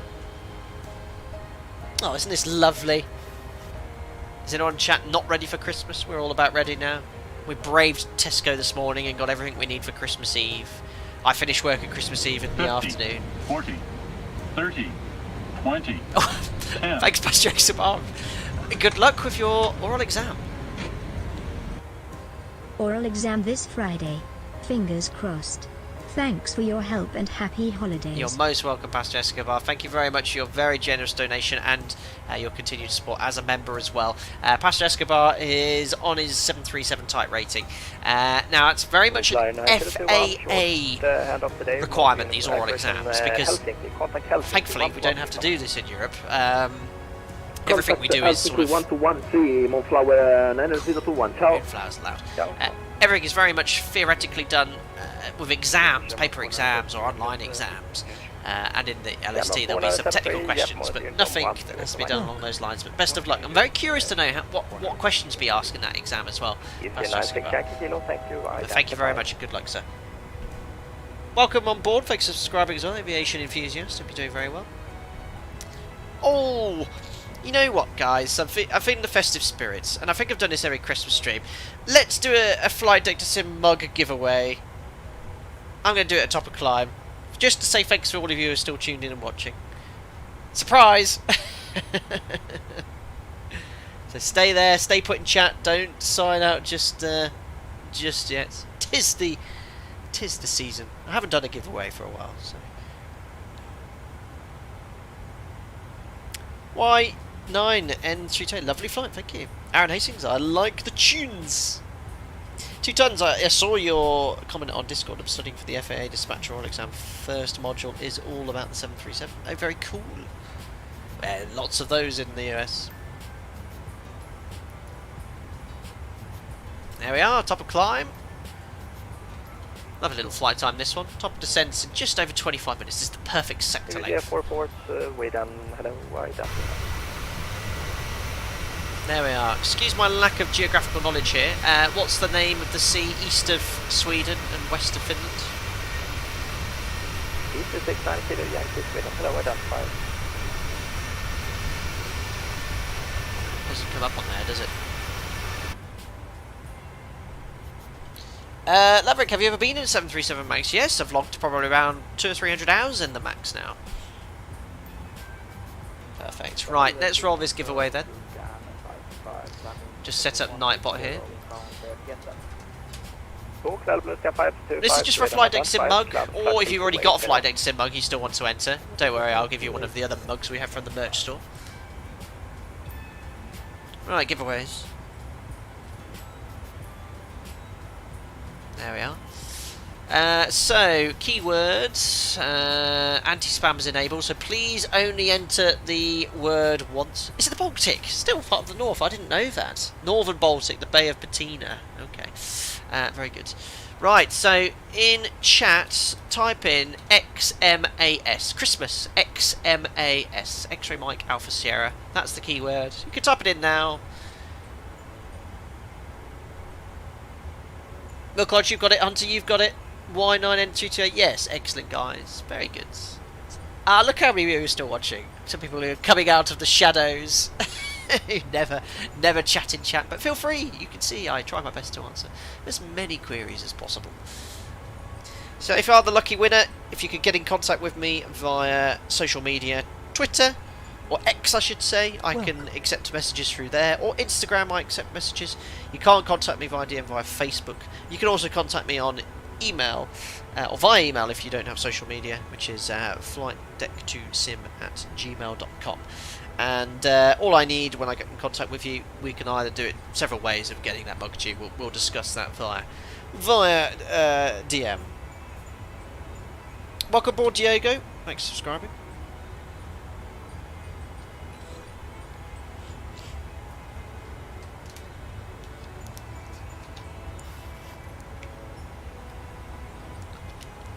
I saw the preview video for the INI Builds Airbus A300. I cannot provide any information about release dates or anything like that, but as soon as it's available, if I'm fortunate enough to get early access, we'll take a look at that. We've flown that a lot in X-Plane. Do I enjoy the MAX? I do. It's obviously we're well aware of its history, but all of those issues in the past have been rectified, and what happened before with MCAS activation will not happen again, or should definitely not happen again. And what is really reassuring, and I can tell you this now I'm back in the sim as a TRI, when I taught UPRT years ago before I did the command upgrade, there wasn't a huge amount of training or emphasis on trimming. Now, we fly the aircraft the most of the time with the autopilot. When we hand fly the aircraft, we obviously manipulate the trim on the control column. But what you might not realise, if you have the stab trim cutout switch to cut out, you don't have electric trim, and you have to trim manually.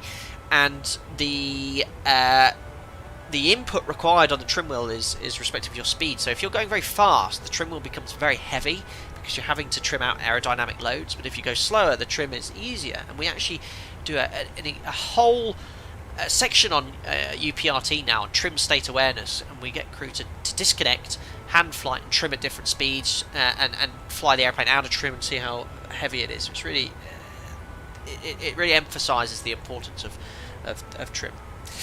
Right then, so I think that's enough people that have entered. Thank you everyone that has entered the giveaway. Let's roll it now. So the winner of the off the cuff flight deck sim mug is Mike Olofsson. Uh-oh, a member. Everyone's going to say it's rigged. Uh-oh. certainly not a winner in the past, but well done, Mike Olofsson. You are the winner of the mug giveaway. He says, yay, perfect, thanks, you're most welcome. For those of you who are new to the channel, don't worry, members don't get any priority. It's just the majority of viewers are members.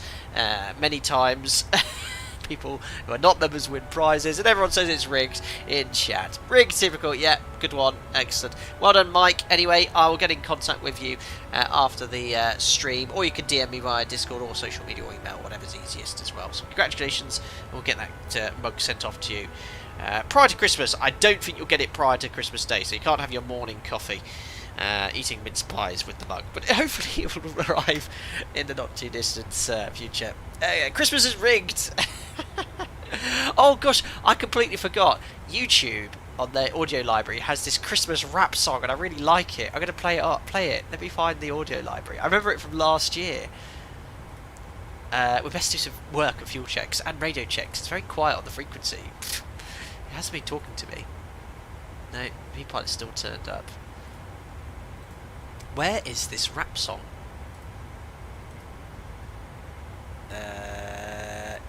You need to make the keyboard rigged. I do. Right. Where is the audio library? I found it. Yes. Starred songs. I found it earlier. This is such a banger.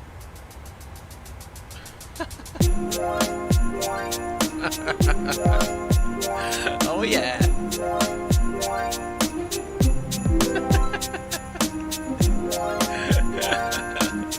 It's called Hip Hop Christmas. Isn't this the quality content you all wish to listen to? Runner 123, contact Sweden 13105. Oh yes. Bye bye. Oh dear. Oh, I remember it. I indeed played it last year. Yes. Oh, here comes the bass. No, not Joe. I am not going to freestyle. Here we are in our 737 in the heaven. Oh yeah. Actually, not bad. I know a few YouTubers who play this song a lot. This is great. Freestyle battle between you and B1. Oh dear. So may take a Victor, no problem. Contact Polaris 118 It's a cracker. It's a cracker. 11875. Oh dear. Right. I'll take it. Part-time pilot, full-time rapper. Flight level 140. I went to on Sunday evening. We went to church, and we went to the carol service, the annual carol service, and it was really quite. I haven't been to church carol service for years and years and years, but primary school in the UK, it's quite common to sing hymns. I don't know if any of you in the UK sung hymns at school, but you know, it was a trip down memory lane because we. I think I just not. Yeah, that was my bad. Yeah, that was me. Yes, we'll sing a lot of these Christmas hymns. A lot of it. It was a trip down memory lane. Really enjoyed it. There we are. Flight deck to serve. How are you doing, Rosie? Nice to see you. Anyway, the bang is nearly finished. We best start talking about this approach so it's not too far away, because we do have some inclement conditions, and someone said there was a runway condition code of 222 we'll talk about. Something called GRF, Global Report. A global reporting format. Radio 1, are you, can you accept flight level 290 for traffic? There we are. Excellent, we're able to 290. Minimums. I played the Christmas rap. The other Christmas soundtracks on there. Robin has 50 months as a member. That's like 4 years, just over 4 years, isn't it? Yeah, 4 years. Happy Christmas, Captain. Thank you so much for supporting this time. Flying along today, offline, multitasking work too. Thank you very much, buddy, for joining in, albeit we cannot see you here virtually, but thank you very much for your support all these years. Really, really appreciate it. Thank you. There we go. Luffy Lab, starting your time rank soon. Hope to see you soon for my check. I'm not a TRE just yet, Lofi Lab. I'm just a TRI at the moment, but I'm pleased to let you know that I passed last week my line training captain assessment flight. So my operator we have an assessment flight where you have someone on the jump seat, a senior training captain, and it's not a check or anything formal. He's just watching me fly from A to B. I flew to Alicante and back from my home base last week, and it all went well. Of course, whenever you have someone assessing or checking things that go wrong or could go wrong do go wrong. So I turned up to the aircraft. It was a brand new Max, no APU. APU was inoperative, so great. And yeah, the engine starts really slow as well. And the first officer was quite new, quite inexperienced, and we were doing the non-precision approach into Alicante runway 28, and I sort of had to talk him through, when we recycled the flight directors, his attitude and thrust settings, but that was really good for me to patter that, so the assessor could see that. So yeah, no problems, all passed, and I should start the course to be a training captain. Well, they're so busy in the sim at the moment, probably not until February, because I've got my sim roster for the next month. But I've got 2 weeks off in January, guys, and I'm going to do loads of streams, which I'm really looking forward to. Anyway, let's have a little look at the weather at Rovaniemi. What's going to be the best way? No, I've got this tablet, haven't I? Oops, we didn't do the landing dispatch performance. We should have done that prior to departure. So, electronic flight bag. 12775. It's great, this little plug on here. So, here's the arrival. So the weather's actually... Oh, it's definitely going to be RNAV now. 04013, 10k, overcast 900, -4. So it's not snowing at the moment. But someone said that the braking action, or the GRF reported, was 222. So what I'm going to do is show you something here, guys. I could just share GRF.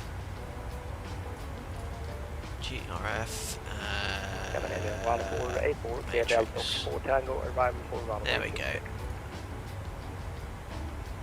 Oh, I don't want the ICAO document. This will be about 18,000 pages long.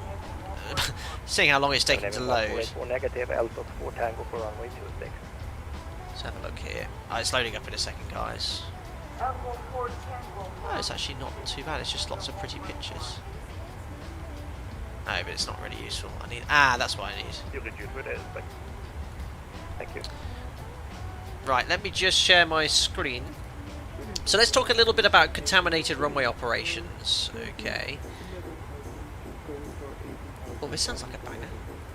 There we are. So GRF is called Global Reporting Format, and about 2 or 3 years ago, prior to GRF, we used something called TALPA, which stood for Takeoff Landing Performance Assessment, which was a bit of an archaic way of working out a braking action. It was all simplified by something called GRF, where airports now provide something called a runway condition code, which is a simple number from 1 to 6 for you to assess your braking action. So 99.999% of the time, the runway condition code is either 6 or 5. 6 is dry, 5 is wet, and that's the codes there. Now, once you get below 5, you sort of have contaminated runways now. So if the runway has compacted snow, you'll have a condition code of 4. Braking action is equivalent of good to medium. This is really important, getting this braking action, because with that you get something called... I don't know why I can't close that. You get something called your braking action, which you use in the OPT. So when you calculate your landing performance, you go to... Where is it?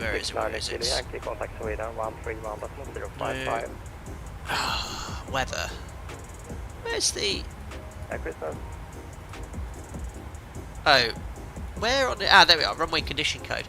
Right, so PMDG do need to update this, it's fine, and I think some OPTs might have the contaminants, but now our real OPTs, they change this with GRF, so instead of having the condition, you now have the numbers and the braking action. So the real OPT, if I show you very briefly, without giving away too much information, let me just turn on yoke cam. There we are. Can you guys see that, the real OPT? See on the condition now they have the codes. So 6, 5, 4, 3, 2 with the braking action. So that's what you use there under the condition code. And then use that with a number. And it's as simple as that. You can upgrade, downgrade it as well based off different conditions. So if you've got a condition code of 2, that's actually really runway's pretty contaminated. Now my operator, it is prohibited to take off and land with a condition code of 0 or 1. So 1 is ice, which is obviously that braking deceleration is significantly reduced. Directional control is significantly reduced, poor, and 0 is you're landing on an ice. 5 X-ray Mike, contact Sweden 131.055. 131.055, Alpaca 25 X-ray Mike. Bye bye. So 0 is like landing on an ice run, less than poor. Braking deceleration is minimal to non-existent. So we are prohibited to land on 0 or 1. And they reported 2 at Rovaniemi. So braking deceleration is between medium and poor. You can land on it. It's associated with standing water or slush. And more than 3 millimeters depth. So we use that to essentially punch in the figures in the OPT as well. There's some other caveats and things to consider too. But that, in a nutshell, is how it works. Right, better tune 131.055. Oh, I do need to update my radio tuning panel.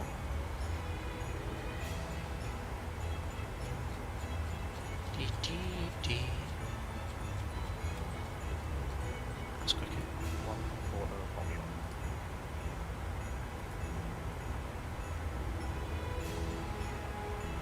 Delta Echo Charlie Hotel, when ready, 50, send flight for 100. Vinzu, thank you very much for the $5, sir. It's an elephant running very fast, or a rhinoceros, not so sure. Thank you very much for your $5, sir. Very kind. Let's turn this music off while I'm checking. Sweden, control, hello, Alpaca 25 X-ray Mike, maintaining flight level 370 to Lapix. Alpaca 25 X-ray Mike, Sweden control, radar contact. Perfect. So yeah, let's start setting up for this approach. 109 miles to go. We'll grab the ATIS as well. So that frequency for the ATIS is... what's the code for... It's EFRO 133.7. Delta Charlie Hotel, A firm, when ready, descend flight for 100.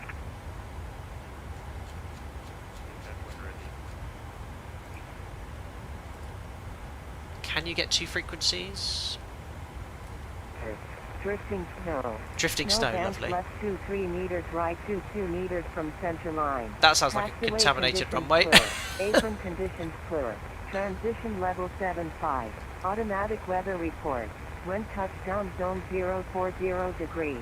13 knots. Visibility 10 kilometers or more. Overcast 900. Temperature -4. Dew point -5. UNH 967. Advise on initial really low contact. pressure. You have information. Papa Hotel Cloud. 5 November, contact Helsinki 121.3. This is Contact Rovaniemi arrival and departure information call. Just took a long while. RMT approach expected. Runway 03 in use. Shamrock Departing 49 Hotel traffic Papa contact contact power 118.7. Runway 03 condition What you report want, 1611 UTC. Sorry about Runway ATC, guys. condition code 2 downgraded. 2 downgraded? 2 downgraded. Contaminants all part 75% 03 millimeters dry snow. So it's 3 millimeters dry snow. Contaminants in. Reduced width 4-5 meters. So reduced width 45 meters is 60 meter wide runway. 3 meters right, 2 meters from center line. Taxiway Nine Papa Mike, Apron conditions clear. That's fine, it's Transition sufficient level clearance then. 75. Taxi conditions Automatic weather poor. report. Wind touchdown zone 040 degrees.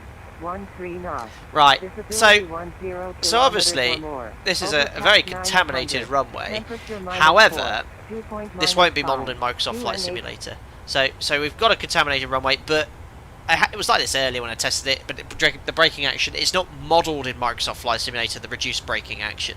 So I've got it in text here. The code is 222, and that's been downgraded to 2. Now that is legal, it is, but you'd be tartan performance, and you need reverse thrust. If you didn't have reverse thrust, you could not land there, and I certainly wouldn't want to. So it said 3 millimeters of dry snow. Now, unfortunately, I've closed GRF, but I do have it open on my work iPad because I was looking at it earlier. So actually, if you were to 3 millimeters of dry snow is actually a braking action of medium. So that's what it converts to. Now, I should think it was 3. They've downgraded it to 2. That could have been via Alpaca 25 X-ray Mike, fly direct Mismo. direct Mismo Alpaca 25 X-ray Mike. PIREPs are what they call pilot reports. So pilots can actually report and say, the braking action was this or that, and they can downgrade it accordingly. LNAV available. So we'll go off 2 and 3 millimeters of snow. So we'll go in the OPT here. Import from OFP. Runway 3, 03. Runway condition, dry snow. Now it's quite limited. In the real OPT, when you select a contaminant, it will tell you what the depth is. Dry snow, you can have up to 100 millimeters. Slush and standing water 13. So there are these limits you've got to be aware of in reality. Now, landing weight, I think you can just import the instantaneous weight. We'll look at that later, but let's do the rest of the setup first, because we've got to plan for an RMP approach here. Again, this contamination is great to talk about. Is it in the sim in Microsoft Flight Simulator or in X-Plane? No, they don't simulate these at all, which is a bit of a shame. 123, report Mach number. So let's start loading the FM server. So 250 below 100. Another thing as well, I don't know if anyone could tell me this, is cold temperature corrections modelled in Microsoft Flight Simulator yet. Previously it's not been, so there's little point applying cold temperature corrections if it's not reported. -4, the correction will be quite small, but we should be correcting all the FMC altitudes, anything below the MSA, on an RMP approach except for the final approach fix. Right, winds are available. Load. Easy 96 Yankee Kilo, reduce speed Mach 78. There we are. Execute. And the QNH we got off the ATIS 967. A huge reduction from standard. Very low pressure here. Massive threat when you have low QNHs. You might have seen my recent QNH blunder error tutorial. But also that's a 967. That's going to be around a 1,500, 2,000 foot change when we set the QNH there. So 967 set. Let's have a look at the arrivals. Luigi, did he say? Don't know. We're already routing direct to Mismo, which is here. From there, the arrival starts at a waypoint called Nemgu. So you can look in the FMC if we go to the legs page. There's Nemgu. Nemgu, we need to be at or above flight level 100. Which checks in the FMC. Then we just route direct to Ropov at or above 2,500, which is the initial approach fix. We can change that to 2,500 feet or above. Alpaca 25 X-ray Mike, report Mach number. Currently mag decimal 79 Alpaca 25 X-ray Mike. Are you able Mach decimal 80? A firm Alpaca 25 X-ray Mike. 25 X-ray Mike, thank you. Maintain Mach decimal 80, great. Decimal 80, great, Alpaca 25 X-ray Mike. There we are. So, thanks for the donation there, Fernator. Very kind. I'm sure that'll ping up any second, and we'll listen to it read out. So that's the arrival. Very straightforward. Initial approach fix is Ropov 2,500 feet above. 50, 40. Thank you, 30, Fern. 20. Mach 2. Yeah, on Saturday we can do that. Thanks for the £10 set. Thanks for the entertainment. Oof. Keeps me going through my PhD data analysis. Merry Christmas. Thank you very much, Fernator. Very generous of you, sir. Merry Christmas, Happy New Year to you as well. That sounds very time-consuming, with a lot of information to learn there, Fernator. Not my cup of tea. I'm doing PhD data analysis. Thank you very much, and I'm glad I've been a minor distraction whilst you complete that. Thank you very much for your donation, sir. Hello, Richard Daniels in chat as well. Merry Christmas, Captain, and all the alpacas. Thanks for the... thanks for joining and welcome aboard. Right, let's have a look at this RMP approach. So, we don't use EGNOS, that's more to do with LPV approaches, I think. I don't know much about this system. Control, go Scandinavia 1040, flight level 380. So we can fly RMP approaches at my operators at LNAV, VNAV minima. And what we do, we temperature correct all the altitudes except the final approach fix. So we leave that hard when we're flying LNAV, VNAV minima. And temperature correct it after. And then we go down a 3-degree path. Now, I think, lo and behold, look, PMDG now have entered glide paths. So, albeit not correct, but it has to be within 0.1, so you could fly this approach. So, we'll just set the course, 025. There's no frequencies on an RNAV approach. 025, 025. We would then apply temperature correction to the minima. There's little point because it's not modelled in Microsoft Flight Simulator. I mean, we can add it because it's only going to be a minor change. 287 feet is going to be around 921 or 27, sorry, 911, 277, 300 feet above the altimetry reference source. So it'll be 20 or 30 foot increase there. So we'll set 931 for the cold temperature correction. You can just simply set it off a chart, which is available in our manuals. You can find that chart online easily. If you type in Google cold temperature correction chart, and it's all standard. So 931 we'll set.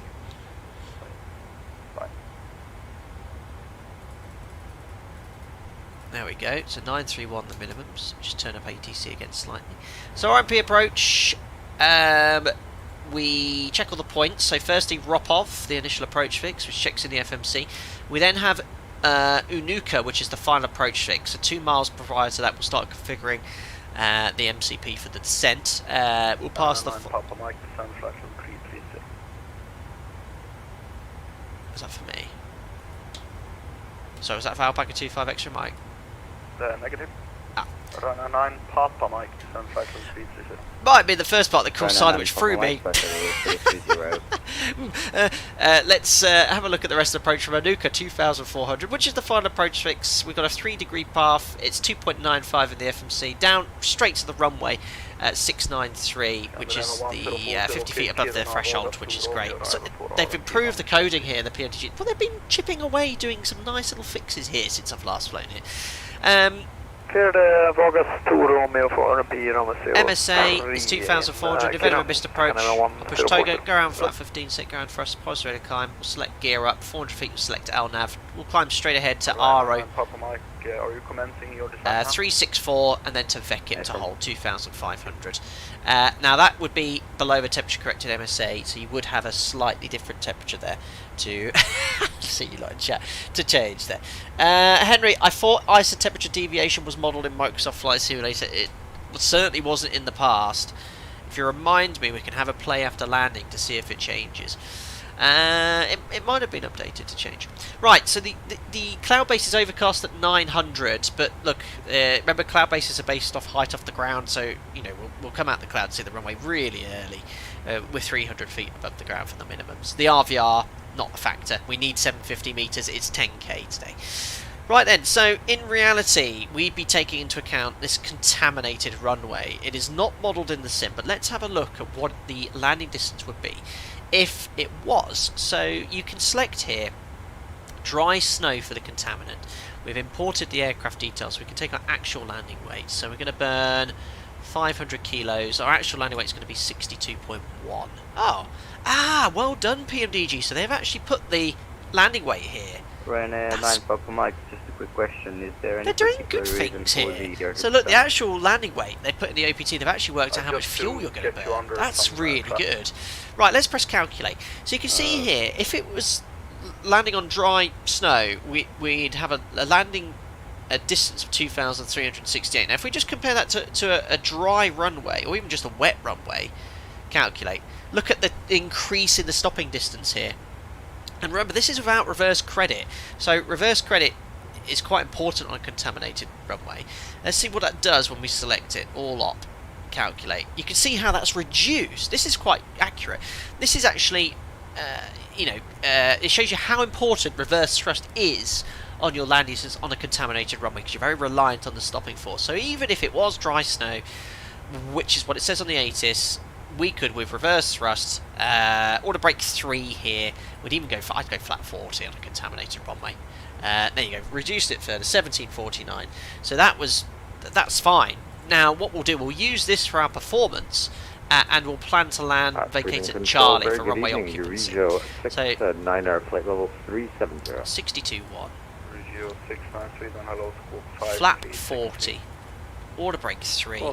5363. And yeah, we use max reverse thrust, but performance off reverse thrust is based off using second D10s. Very good.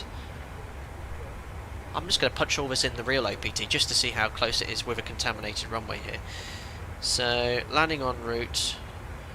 So we're Rovaniemi. I've got the airport OPT data for this. 03. What would we say? It's medium to poor. Wind is 040 at 13. That's going to help a lot as well. -4. QNH 967. That get 62.1. Flat 40. So the real OPT says, bear in mind my operator's OPT has a factor in it. It's showing backward brake free 2310. So I need to reduce that by 15%. So 2310 minus answers. The real OPT is giving me 1963 unfactored. This is showing 1749. So this is being a little more less conservative, but in the real aircraft we can land as well. Excellent. I hope you found that interesting anyway. Landing dispatch, says this guy, awesome. What that is, you do that pre-departure. So before you even take off on the ground, you calculate this to work out if you can land at your max landing weight at your destination. It's a dispatch requirement prior to takeoff, and it usually, what it does, it will generate a weight, your maximum landing weight, based off the conditions. Usually the aircraft structural maximum landing weight. There we are. So everything done. We're approaching top of descent. Perfect timing. Oh, look at that. I think we've covered everything we need to. Midday Pilot 370, you're just 69er. Alpaca 25 X-ray Mike, request descent. Alpaca 25 X-ray Mike, descent flight level 100. Descent flight level 100, Alpaca 25 X-ray Mike. Any speed on conversion? Alpaca 25 X Mike on conversion to 80 knots or greater. On conversion to 80 or greater, Alpaca 25 X-ray Mike. Because he gave me a Mach number in the cruise for sequencing, it's quite a good idea to ask, what speed would you like me to fly when I convert from a Mach number to indicated? So he said 280. So we could do 80 initially, then 280. That might slightly redraw the path. There we go. So it's now doing decimal 80 initially. If you fly a fixed Mach number in descent, your indicated airspeed will increase, and when it gets to 280 knots, it will switch. There we are, top of descent, ladies and gentlemen.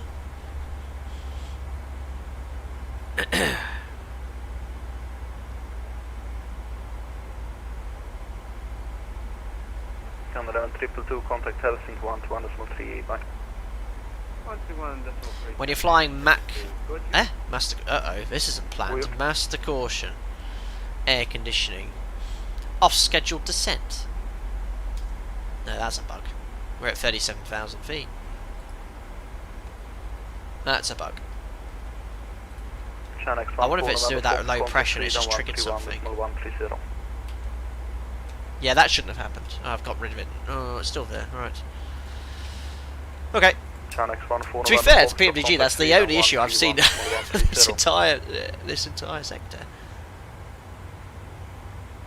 Chanix 14 November Foxtrot.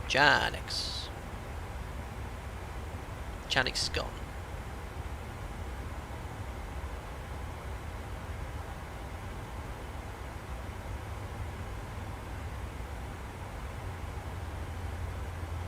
Good. So, maintaining decimal 80 initially, and you should see as soon as we get to 280 knots, this will highlight in magenta. You see it often with lower pressure. They are aware of it. Ah, very good. There we go. That should go to 280 now. Very good. Yeah, PMDG is 123 when ready to send flash level 100. It's doing a really good job today, guys. I can't really fault it apart from the off-scheduled descent. Really nice to see. And on conversion speed 270 knots. 270 on conversion.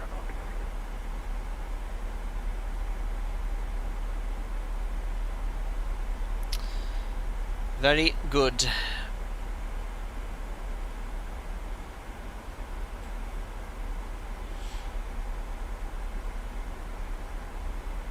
Alpaca 25 extra Mike, fly direct Nemgu, November Echo Mike, call for uniform.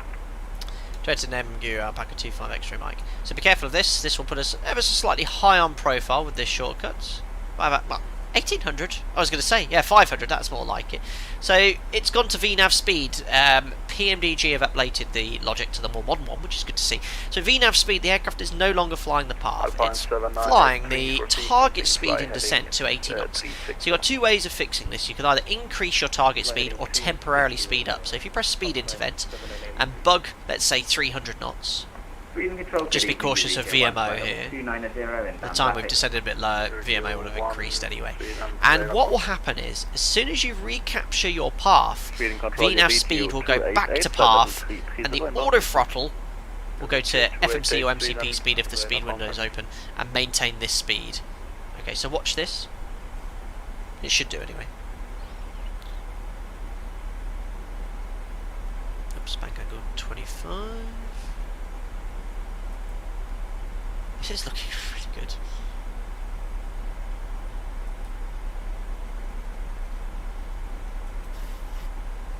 FMC speed VNAV path, perfect. So now the auto throttle will come up to add thrust to maintain that speed. So all you need to do is close the window. It will go back to 280 knots now, and you'll get the message drag required. This is perfect. So now you've got the option. You can either leave it and let the parasitic drag increase or decrease the speed, because it should do. It's based off 280 knots. We're doing 300, so it is a slightly faster profile. Or you can use speed brake. So we'll leave it as it is. Just let the speed go high. But this is exactly as it would have been because you've given the egg of this situation. So very good. God kväll, Ryanair 3 Echo Sweden, radar contact climb flight level 280. Climbing level 280, Ryanair 3 Echo. Very good. Ryanair 123, turn left heading 020. 020 left turn out Easy 96 Yankee Kilo when ready descend flight level 100. Flight level 100, Easy 96 Yankee Kilo. 96 Yankee Kilo, confirm 100 when ready. So how busy is it looking there? We've been given a speed, but based off that, see how the speed's coming back? It's because we've got slightly more drag. That's perfect. Very good.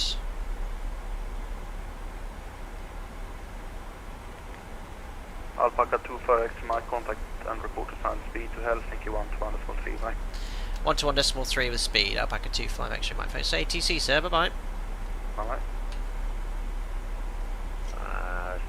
Hello, Scandinavia 056, Helsinki control, radio contact, climb flight level 380, runway 03.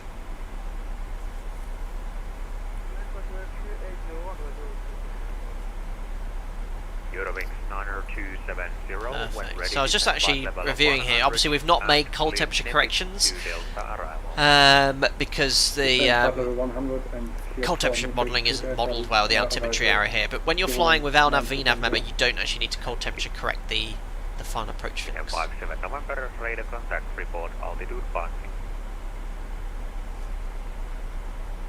Passing altitude 3300. 57 November, thanks. Proceed direct set and just to level 160. Direct to set level 160. Is this Helsinki?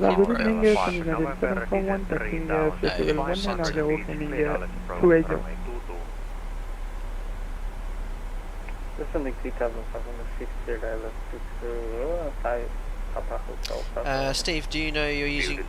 Don't know how you're using your landing gear lever, but I found a way with some help of a way to use it. The results up, down, supposed to get up, down, to right. Okay, so that'd be good because I think at the moment, if the way I have it set up, it spams controls the PMDG and it sort of bugs out a bit. Hello, Scandinavian 741, Helsinki control, radio contact, climb flight level 38. I can't roll my R's plainly. Runway 03, transit level 380, Scandinavian 741. Zulu descent flight level 100. Descent flight level 100, can we leave the cockpit for 1 minute, 370? Approved and no need to report back. Approved. Helsinki radar, good evening, Alpaca 25 X-ray Mike, descending flight level 100, direct to Nemgu, speed 280 knots or greater. Hello, Alpaca 25 X-ray Mike, Helsinki control, radio contact, clear Nemgu 2 Delta arrival, runway 03. And Nemgu 2 Delta for RMP 03, Alpaca 25 X-ray Mike. Good. 543, speed 250 knots. Nemgu 2 Delta, as briefed. 250, 543. Alpine 543, report speed to Rovaniemi. Thanks, Steve, appreciate that. 129.9. Hopefully I'll actually... Was it you, Steve, that sent the light fix on Concorde? I can't remember, someone sent it to me. I didn't actually install it. Moonflower 9021, proceed direct Nepix. When ready. 9,000 metres, light snow, broken 800. Ooh, it's getting a little worse.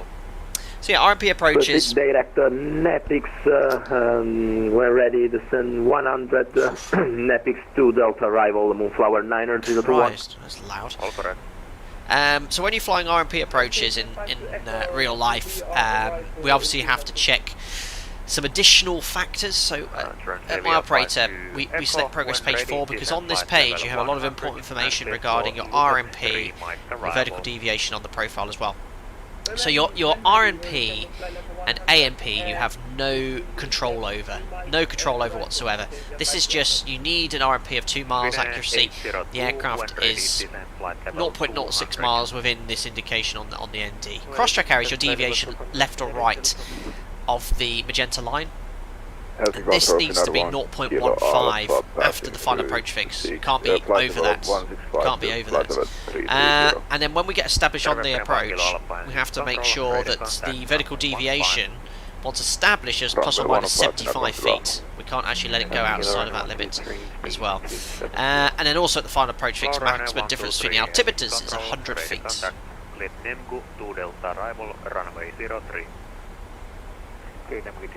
This is just stock Rovaniemi scenery.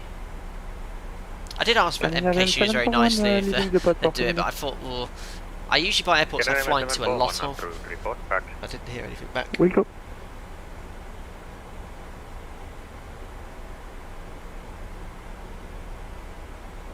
Finnair 546, I on this frequency. That's when you're breaking store a lot of numbers. Yeah, I mean, I reviewed it prior to streaming. You can't necessarily recall it off the top of the head, but when we fly RMP approaches, we do something called a double briefing at my operator, and you review all these figures anyway. They're just in my head because I've taught it recently, and I'm teaching it again this week.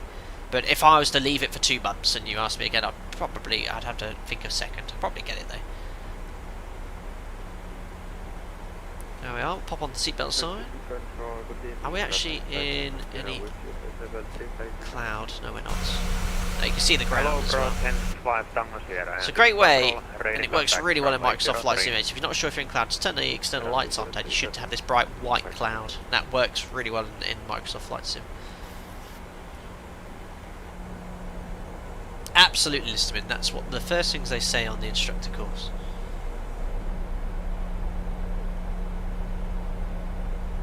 Look at the jet wash.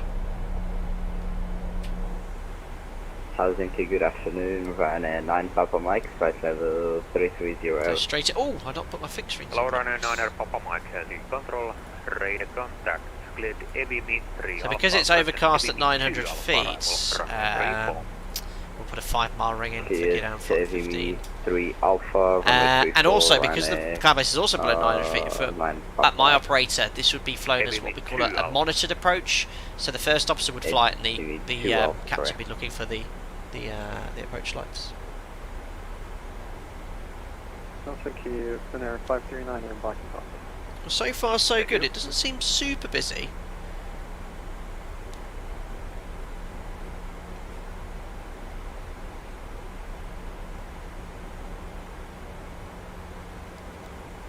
Anthony, so in review, if you get a message in descent that it can't reach 20 knots, but 18 for your speed in the descent page. Message in descent that it can't reach 28. X-ray Mike, report speed to Rovaniemi 129.9. 129.9 with the speed. Alpaca 25 X-ray Mike. Bye bye. Direction 11 Romeo. I have to have some in Discord, so I'll think about it for a second. I'm trying to work out what you're trying to say. You can see it's struggling to make 280s. You've got two options. You can either add thrust manually in arm, which I've got disabled I think in the settings, or just open the speed window, and it will stay in path now. It will stay in path if you're on path, and add thrust now to maintain the speed. That's 1819 now. Increase your speed to 180, nice, maintain until Unuka, let RMP 03.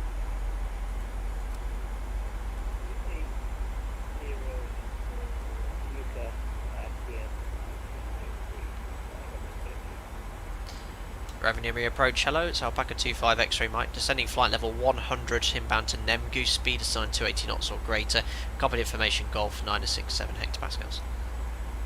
Alpaca 25 X-ray Mike, hello, Rovaniemi radar contact, proceed direct drop off straight in 03, descend 5000 feet, QNS 967. Try to drop off for the RMP 03, descend to altitude 6000 feet, 967, Alpaca 25 X-ray Mike. So, Confirm 5,000 feet. descent, sorry, just confirm cleared altitude, Alpaca 25 X-ray Mike. Alpaca 25 X-ray Mike, descent to 5,000 feet. 5,000 feet, 967 hectopascals, Alpaca 25 X-ray Mike. So 5,000 feet set, level change, because we're a bit high now, 280 knots. We're going to use a bit of speed brake to help get us down 2,000 feet high. Now watch what happens when I set the QNH here. Boom. Now that is another... Why is that a thing in PMDG still? Look at the profile change here, look.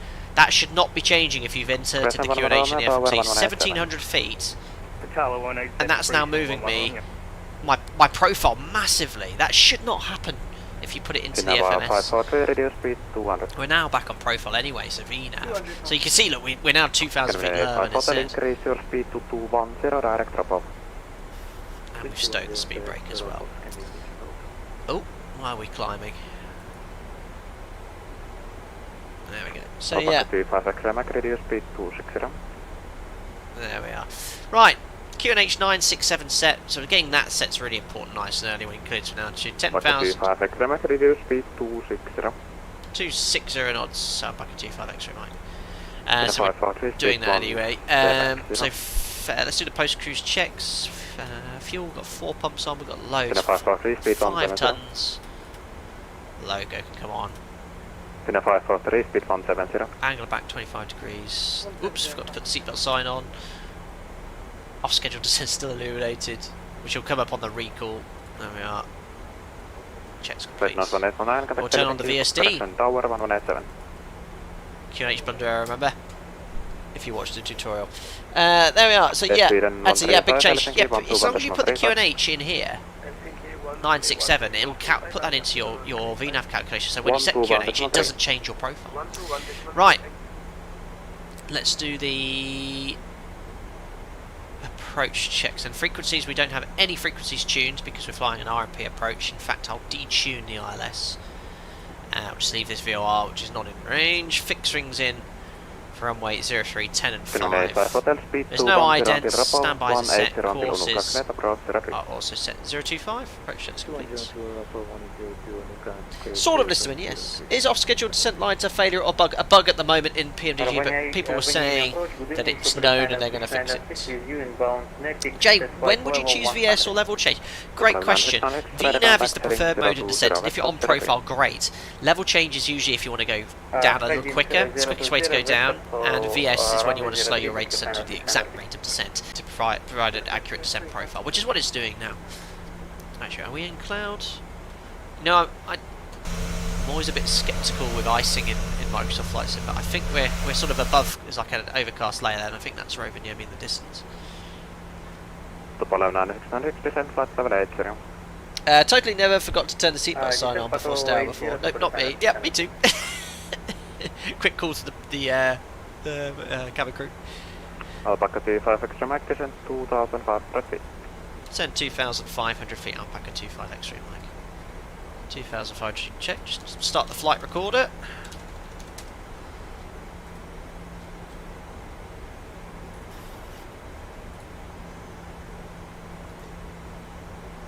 You'll get no landing rate, I'm afraid, without the fly live overlay.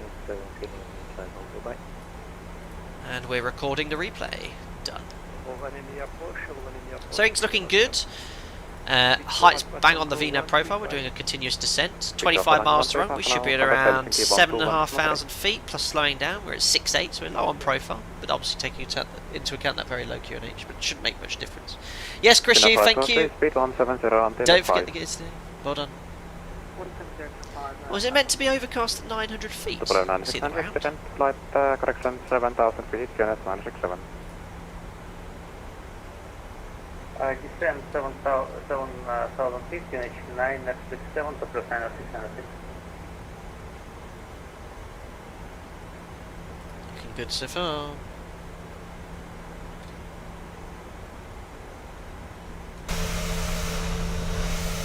Aircraft behind as well in the distance. So approaching the decel point. Leave it in VNAV. If you're on the magenta line and you're not going to get changes, get to VNAV as soon as possible. Especially if you're flying an approach using an approach in the FMC, so an RMP approach, get onto VNAV as soon as possible because you're going to have to follow that profile on the way in. Rovaniemi approach, hello, your wing 970, approaching flight level. 0927 Rovaniemi radar, hello, identified. Was that Rudolph behind? Good one. So let's leave it as it is. Fina, the PMDG's done really well. It's just that weird. In fact, it's always had that. It doesn't take the QNH into account. But otherwise, it's been doing a superb job. PMDG engine sound on a scale from is that 1 to 10? I guess it's been blocked by the heart emoji. I'd give it an 8, 9, maybe a 9. It's not bad at all. Slightly different whine at high end 1 on takeoff and the PMDG. Right, 050, descend 5000 to prepare. I'd put the Zebo and the PMDG on the same sort of level, really, with the sounds. Right, so there's a decel point. The aircraft's going to start slowing down. Alpaka 25 X-ray max speed 240 until ROPO 10180 crater until Unuka cleared approach 03. 240 knots till ROPO, then 180 after, and cleared RMP 03 Alpaka 25 X-ray Mike. That's very unreasonable. I'll give a high speed as possible. 240 at 10 miles is way too fast. Way too fast.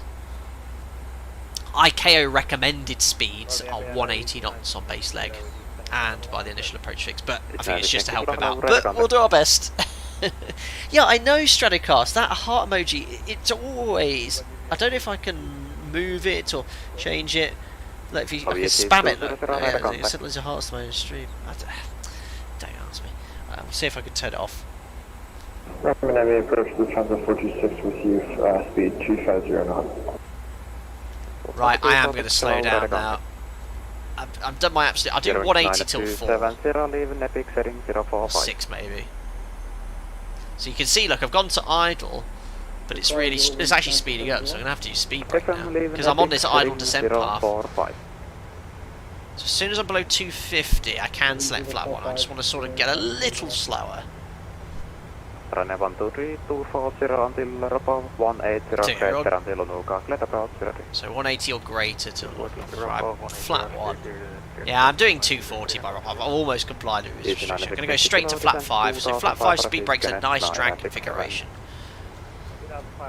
Yeah, the drag model in the PMDG is also excellent. They've done some tweaking. I haven't flown it that long ago, was it?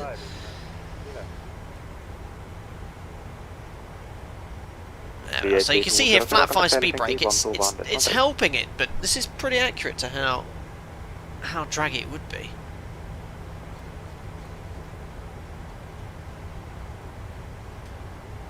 Right, so next thing happens 2 miles prior to Unuka. Alpaka 25 X-ray Mike, contact tower 1187, bye bye. 118.7 Alpaka 25 X-ray Mike, bye bye. There we are. I can stow the speed brake now. I'll arm it for touchdown. There we go. And that headwind's really helping us now. That's looking good. Over to tower. Is there a ground frequency here? No, it's all on tower. 2500. So approaching descent. So 1,000 feet. Verify VNAV path speed into vents.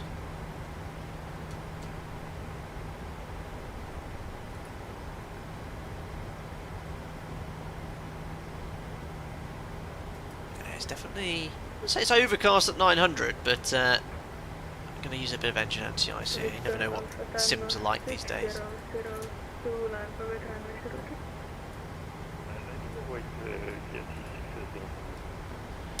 Rovaniemi Tower, hello, Alpaka 25 X-ray Mike, established RMP 03, approaching 5 miles.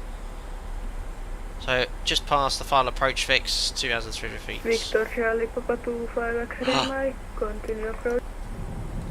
Continue approach, Alpaka 25 X-ray Mike. He said Victor Charlie Papa. I'll let him off. There we are, let's do a landing checklist. Star switches continuous, recall check, speed brake, that's the off-scheduled descent, air conditioning. Landing gear down 3 green. Landing gear down 3 green. What a break 3. Victor Alpha Tango 6002 and Flat 25. radar 129.9. Speed check 162, flat 40. What on earth is the aircraft doing? What is it doing? Retard MCP speed. Level change. Right, TA go. What happened there? That was a bug. Open the speed window. Missed approach altitude. Where did it? What happened there? It went into sort of its own little mode there. 2,500 feet set. Ooh, that was a bit funky. Right, back on profile now. I better just do a quick height check. 3 miles. Oh, I don't have the chart open.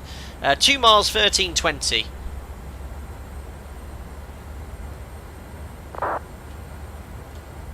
See how the runway's on the VSD? Very nicely modelled.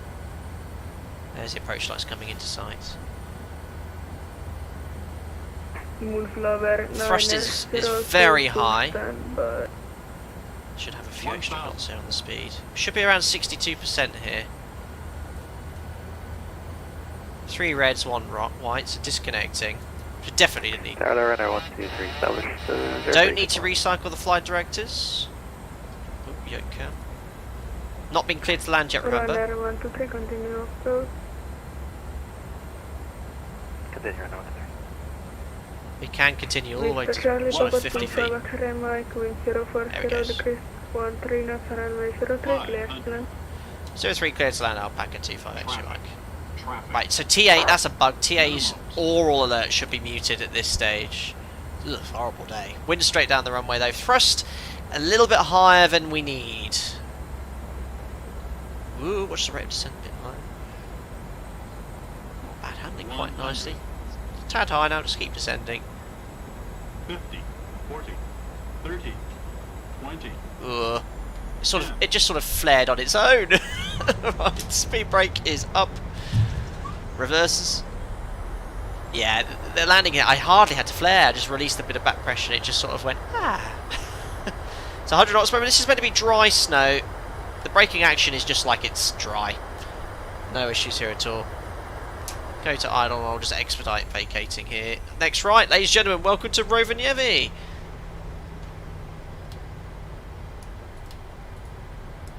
Perfect. Next right.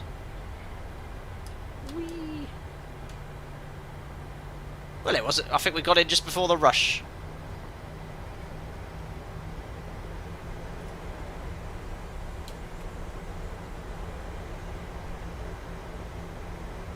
Oh, the snow is horizontal. There we are, vacated. Yeah, good one. I see the banter, Craig Maddox.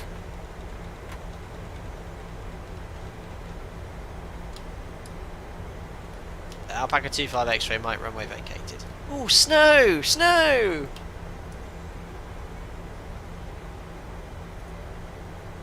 Where's that? What happened to the controller? Well, I'm definitely online still. There's traffic there. Ryanair 123, landing clearance, please. Ryanair has not got its clearance. Oh, where's the tower gone? Uh-oh. No landing clearance for the Ryanair. Is he going to land? Oh, he's canned it. He's gone around. He didn't get his landing clearance. Right decision. Right decision. I guess something's happened to the controller. Because I've reported runway vacated. Oh, look at that lighting in the atmosphere. Fantastic.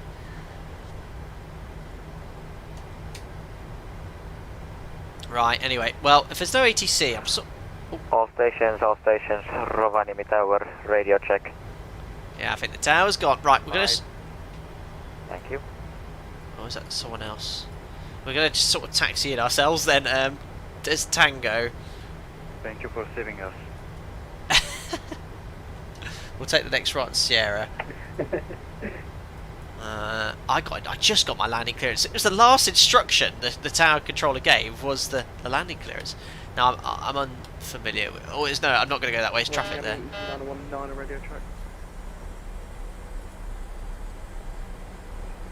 Is there some sort of one-way system here? Yeah. Wow, that was lucky. Luck was on my side. Right, now we're in freezing conditions.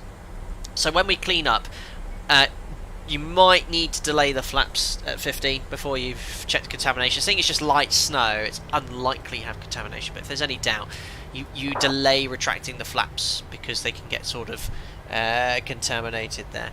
Now, there's no ATC guys here at the moment, so just because I would like to get a stand with a bridge so I can use GSX, I'm just going to log off because there's no ATC here, and it's a very simple taxi.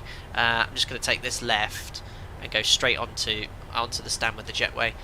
Oh, why is Navigraph not coming up? Right, my Navigraph's not working. There we go. Oof! Is this some sort of contact? Well, there's. Is that one with a jetway? Hold on, no, I've taken the wrong turn with no assistance needed. Right, oh, it's only 2 suitable for parking. Let's go for gate 7, which is over here. Request follow me. Yes. Ah, there's my stand. Let's use the vehicle to dispatch. Oh, there it is. There is the follow me car. Oh my god. Ah, that was some aggressive G there, sir. Right, APU coming up. What a bit of a mess here. It's taxiing like a pig again. So yeah, cleaning. I can see a marshal. Is that my stand? I can't get this to turn at all. I'm only getting a little bit of tiller input there.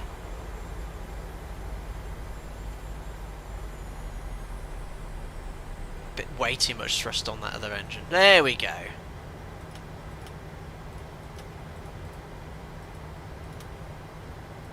Alright, it's telling me to turn. Oh, it's telling me to turn that way still. There we go. Ah, that's better. Turn off the engine anti. Oh, so make sure you turn engine anti-ice off first before start switch is continuous. And when you're in icing conditions, you don't understand. That air bridge is not in a good position. I'm sort of. I know it's saying go straight, but I need to sort of go this way. Oh, I love the battens at night. There we go. Braking in this is not always easy. Oh, a bit soon. I can go a little bit closer. Is that the sign for cut engines? Yes. Let's get a little bit closer. Oh, Navigraph's in the way. Sorry, guys. Oh! That'll do. Right. Parking brake set. Oh, it's not easy doing this. So yeah, we're in freezing conditions. So everything else is done steady. We should have 5 units of trim. Which I can't see the wheel there. We'll better just cut the engines here. Otherwise, we're going to upset the controller. Auto rate to off. 3,100. He parked a bit askew. He'll be alright. The cheek. Seatbelt signs off. I'll put the APU bleed on because it is cold out there. Ladies and gentlemen, welcome to Rovaniemi. And then we do the freezing conditions shutdown checklist. Right, well, how am I going to get the passengers off this plane? And ignition light off. Make sure the N2 is below 20%. Yes. Right, GSX. Ah, no crash. Great. Request deboarding. Deboarding requested. Oh, he's going to attempt to attach. There we are. Oh, I'm quite curious to see what happens here. Good effort. Oh, we're going to see hovering passengers then. Oh, there goes the door. You might have to levitate to go see Father Christmas, but you're here. Oh dear. It is great, GSX, as long as the air bridge connects properly. Oh, mega. Look at them offloading the bags. Passengers deboarding starting. Passengers deboarding now. Jetway not close enough to any door, you won't see passengers. Ah. Oh, that was funny. I was looking forward to levitating passengers from the door. Anyway, there we are. We're in Rovaniemi. I've disconnected off VATSIM. I'll stop the recorder. And there we are. I'll put some more Christmas music on whilst we sign out. There we are. You can see the passengers deboarding. Oh, dear. VT plus 10, leap of faith, I know. If you weren't askew, it might have worked. Brilliant. Well, the distance was fine. It's just my... I mean, look where it told me to stop. Way beyond the stop line. There we go. There we are. Very good. The GSX Pro looks wicked, though. I do like it. Bit of a jump. Mind the gap. Baha, that air bridge, said jumper. Quite dynamic. Thank you very much for the $14. Very generous of you, sir. Indeed. Thank you. I was so hoping for a failure every 9 minutes. I will do that again. I will do that again. I promise. Thank you very much for your donation, sir. Very, very generous of you coming in from the United States of America. Very good, very good. Oh yes, ground handling was amusing. So, approach is quite busy for me there. Embrace the love. Was that Rudolph? I'm brilliant. So, I mean, sort of debriefing the flight there. We always have a sort of chat how it went. It was actually really quite nice at the PMDG. Sort of everything from top of descent onwards, or before top of descent, was really, really good. VNAV behaved really nicely in descent. The only thing was, setting the QNH was a significant jump in your VNAV path. So long as you put the correct QNH in the FMC, when you set your QNH from standard, there should be no change in your VNAV path so long as you put that in the FMC. Secondly, I need to replay it, but at around 1,000 feet, the automation went and did a bit of a wobbly. I wasn't looking exactly what happened. I think I was looking at chat, but I noticed level change briefly. It should stay in VNAV the whole time. You set the missed approach altitude at 1,000 feet above the ground, and you continue in VNAV. Now, once I re-engaged VNAV, it was fine, and we didn't have any major deviation. The landing as well was a bit iffy, so when I reduced thrust, I didn't really need to check. It sort of just checked itself, which is very much not how the real aircraft lands. You have to be quite positive with a check sometimes. And with flat 40, we had way too high a thrust setting. It was around 70%. The speed brake was definitely stowed. But yeah, apart from that, it did work really nicely. And obviously, Microsoft Flight Simulator, we've been flying at night, live time, live weather. It looked really good. I'm just really happy. I think I've solved my Microsoft Flight Sim crash issues. I was so concerned this time in the morning, 12 hours ago. I was like, oh, I've got so many issues with Microsoft Flight Sim. As annoying as it is not having the Fly Live overlay, I'm very confident to say now, the root cause of my issues and FSU IPC. I've got rid of it, no issues. So really happy that I had a smooth stream here. So thanks for your patience in the last sort of Microsoft Flight Sim when I was having issues with the Vulcan, which I thought was the Vulcan, but I've used it for years. I should think SU13 or SU14 or whatever the latest update was caused a compatibility issue with FSU IPC and Fly Live, and was causing me grief. So no issues today. Tom is doubting terrible parking. Excuse me. Take that back. GSX told me to stop here, and I've stopped here. The air bridge is completely in the wrong position. I only did what I was told by the marshaller. Take it back. My parking is usually very good. Who else we got here as well with the banter? Last thing the passengers see before falling onto the concrete is an ad for Eurocar. Love it, David. Thank you. Hop skis and jumps and stranding cars. Brilliant. Make sure you bend your knees after you jump. Brilliant, brilliant, brilliant. The banter, as ever, is really good. But yeah, if you have any questions about winter ops, feel free to leave that in the comment section. I'll try and get back to you as well.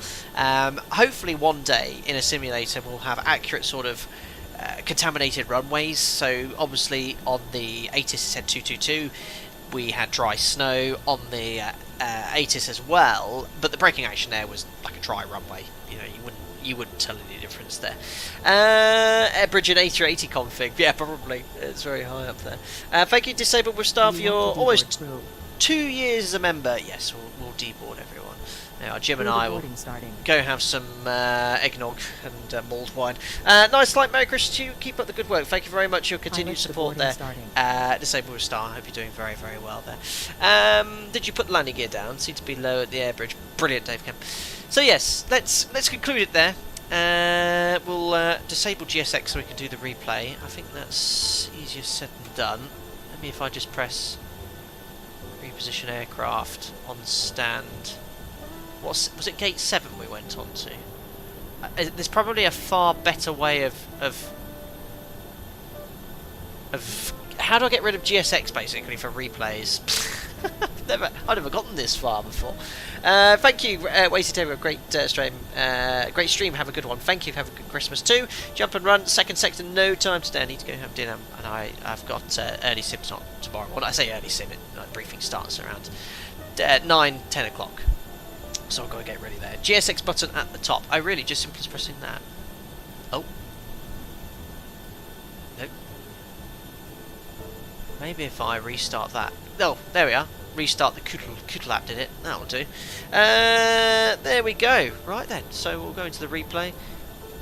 sort of done some weird thing with the air bridge as well. I think that was some GSX stuff. And we'll go to the replay. Just make sure I'm logged off of VATSIM. There we are.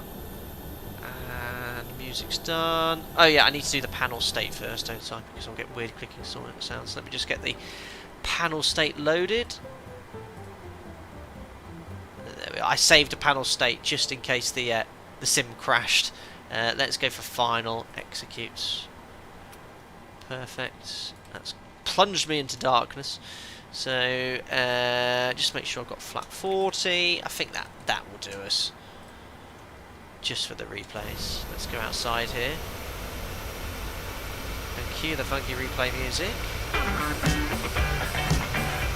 Just turn down Microsoft Flight Simulator as well, because that's going to get loud. There we go. I'm a bit out of practice here with the replays, guys. So, replay. There we go. That's lovely to hear the stick shaker going off.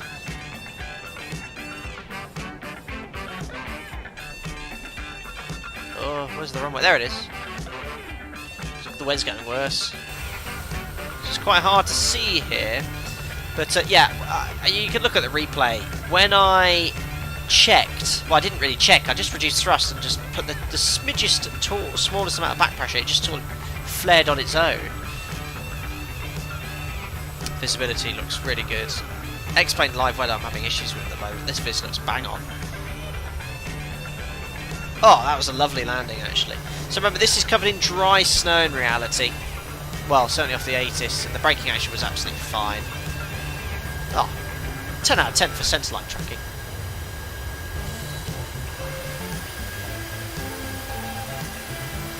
Let's have a look again from a different sort of perspective. Love that atmospheric lighting. So good. Just going to go slightly to later just to see how much...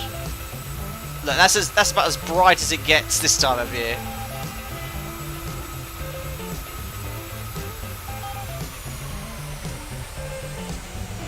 Nice.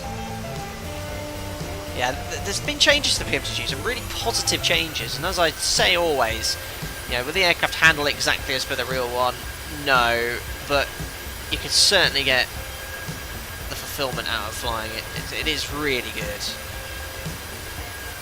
Right then, guys, I'm running a bit late here. I need to go get some dinner. So I'll pop you back on the approach just as we come out of cloud. Oh, look at that.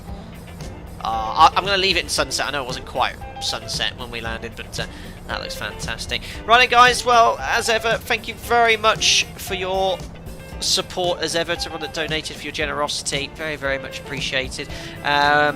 Well done. Who was it? Awesome for the Flight Sim mug giveaway. I'll get in contact with you later on in Discord after I've just gotten some dinner as well. To all the regular subscribers, thank you very much for tuning in and for subscribing and liking the video. And to all the members, thank you ever so much for your continued support. I will squeeze in one more Discord stage event between Noel and Christmas. I'll let you know in Discord. I think I'll do it after one day of work. But it is unlikely, guys, I'll get another stream in prior to Christmas. So if I don't, have a great one. Enjoy Christmas Day and Christmas Eve. Spend time with your friends and family. They're all very important. And I will see you all after Christmas. Boxing Day, I'll be busy, but I have some time off, a couple of days off as well, with some, hopefully, a new aeroplane to show you as well, and some scenery. But I'll keep you posted in all the socials with regards to that as well. So as ever, yeah, thank you for everything you guys do, and I'll see you on another live stream after Christmas. Take care, guys. Bye bye.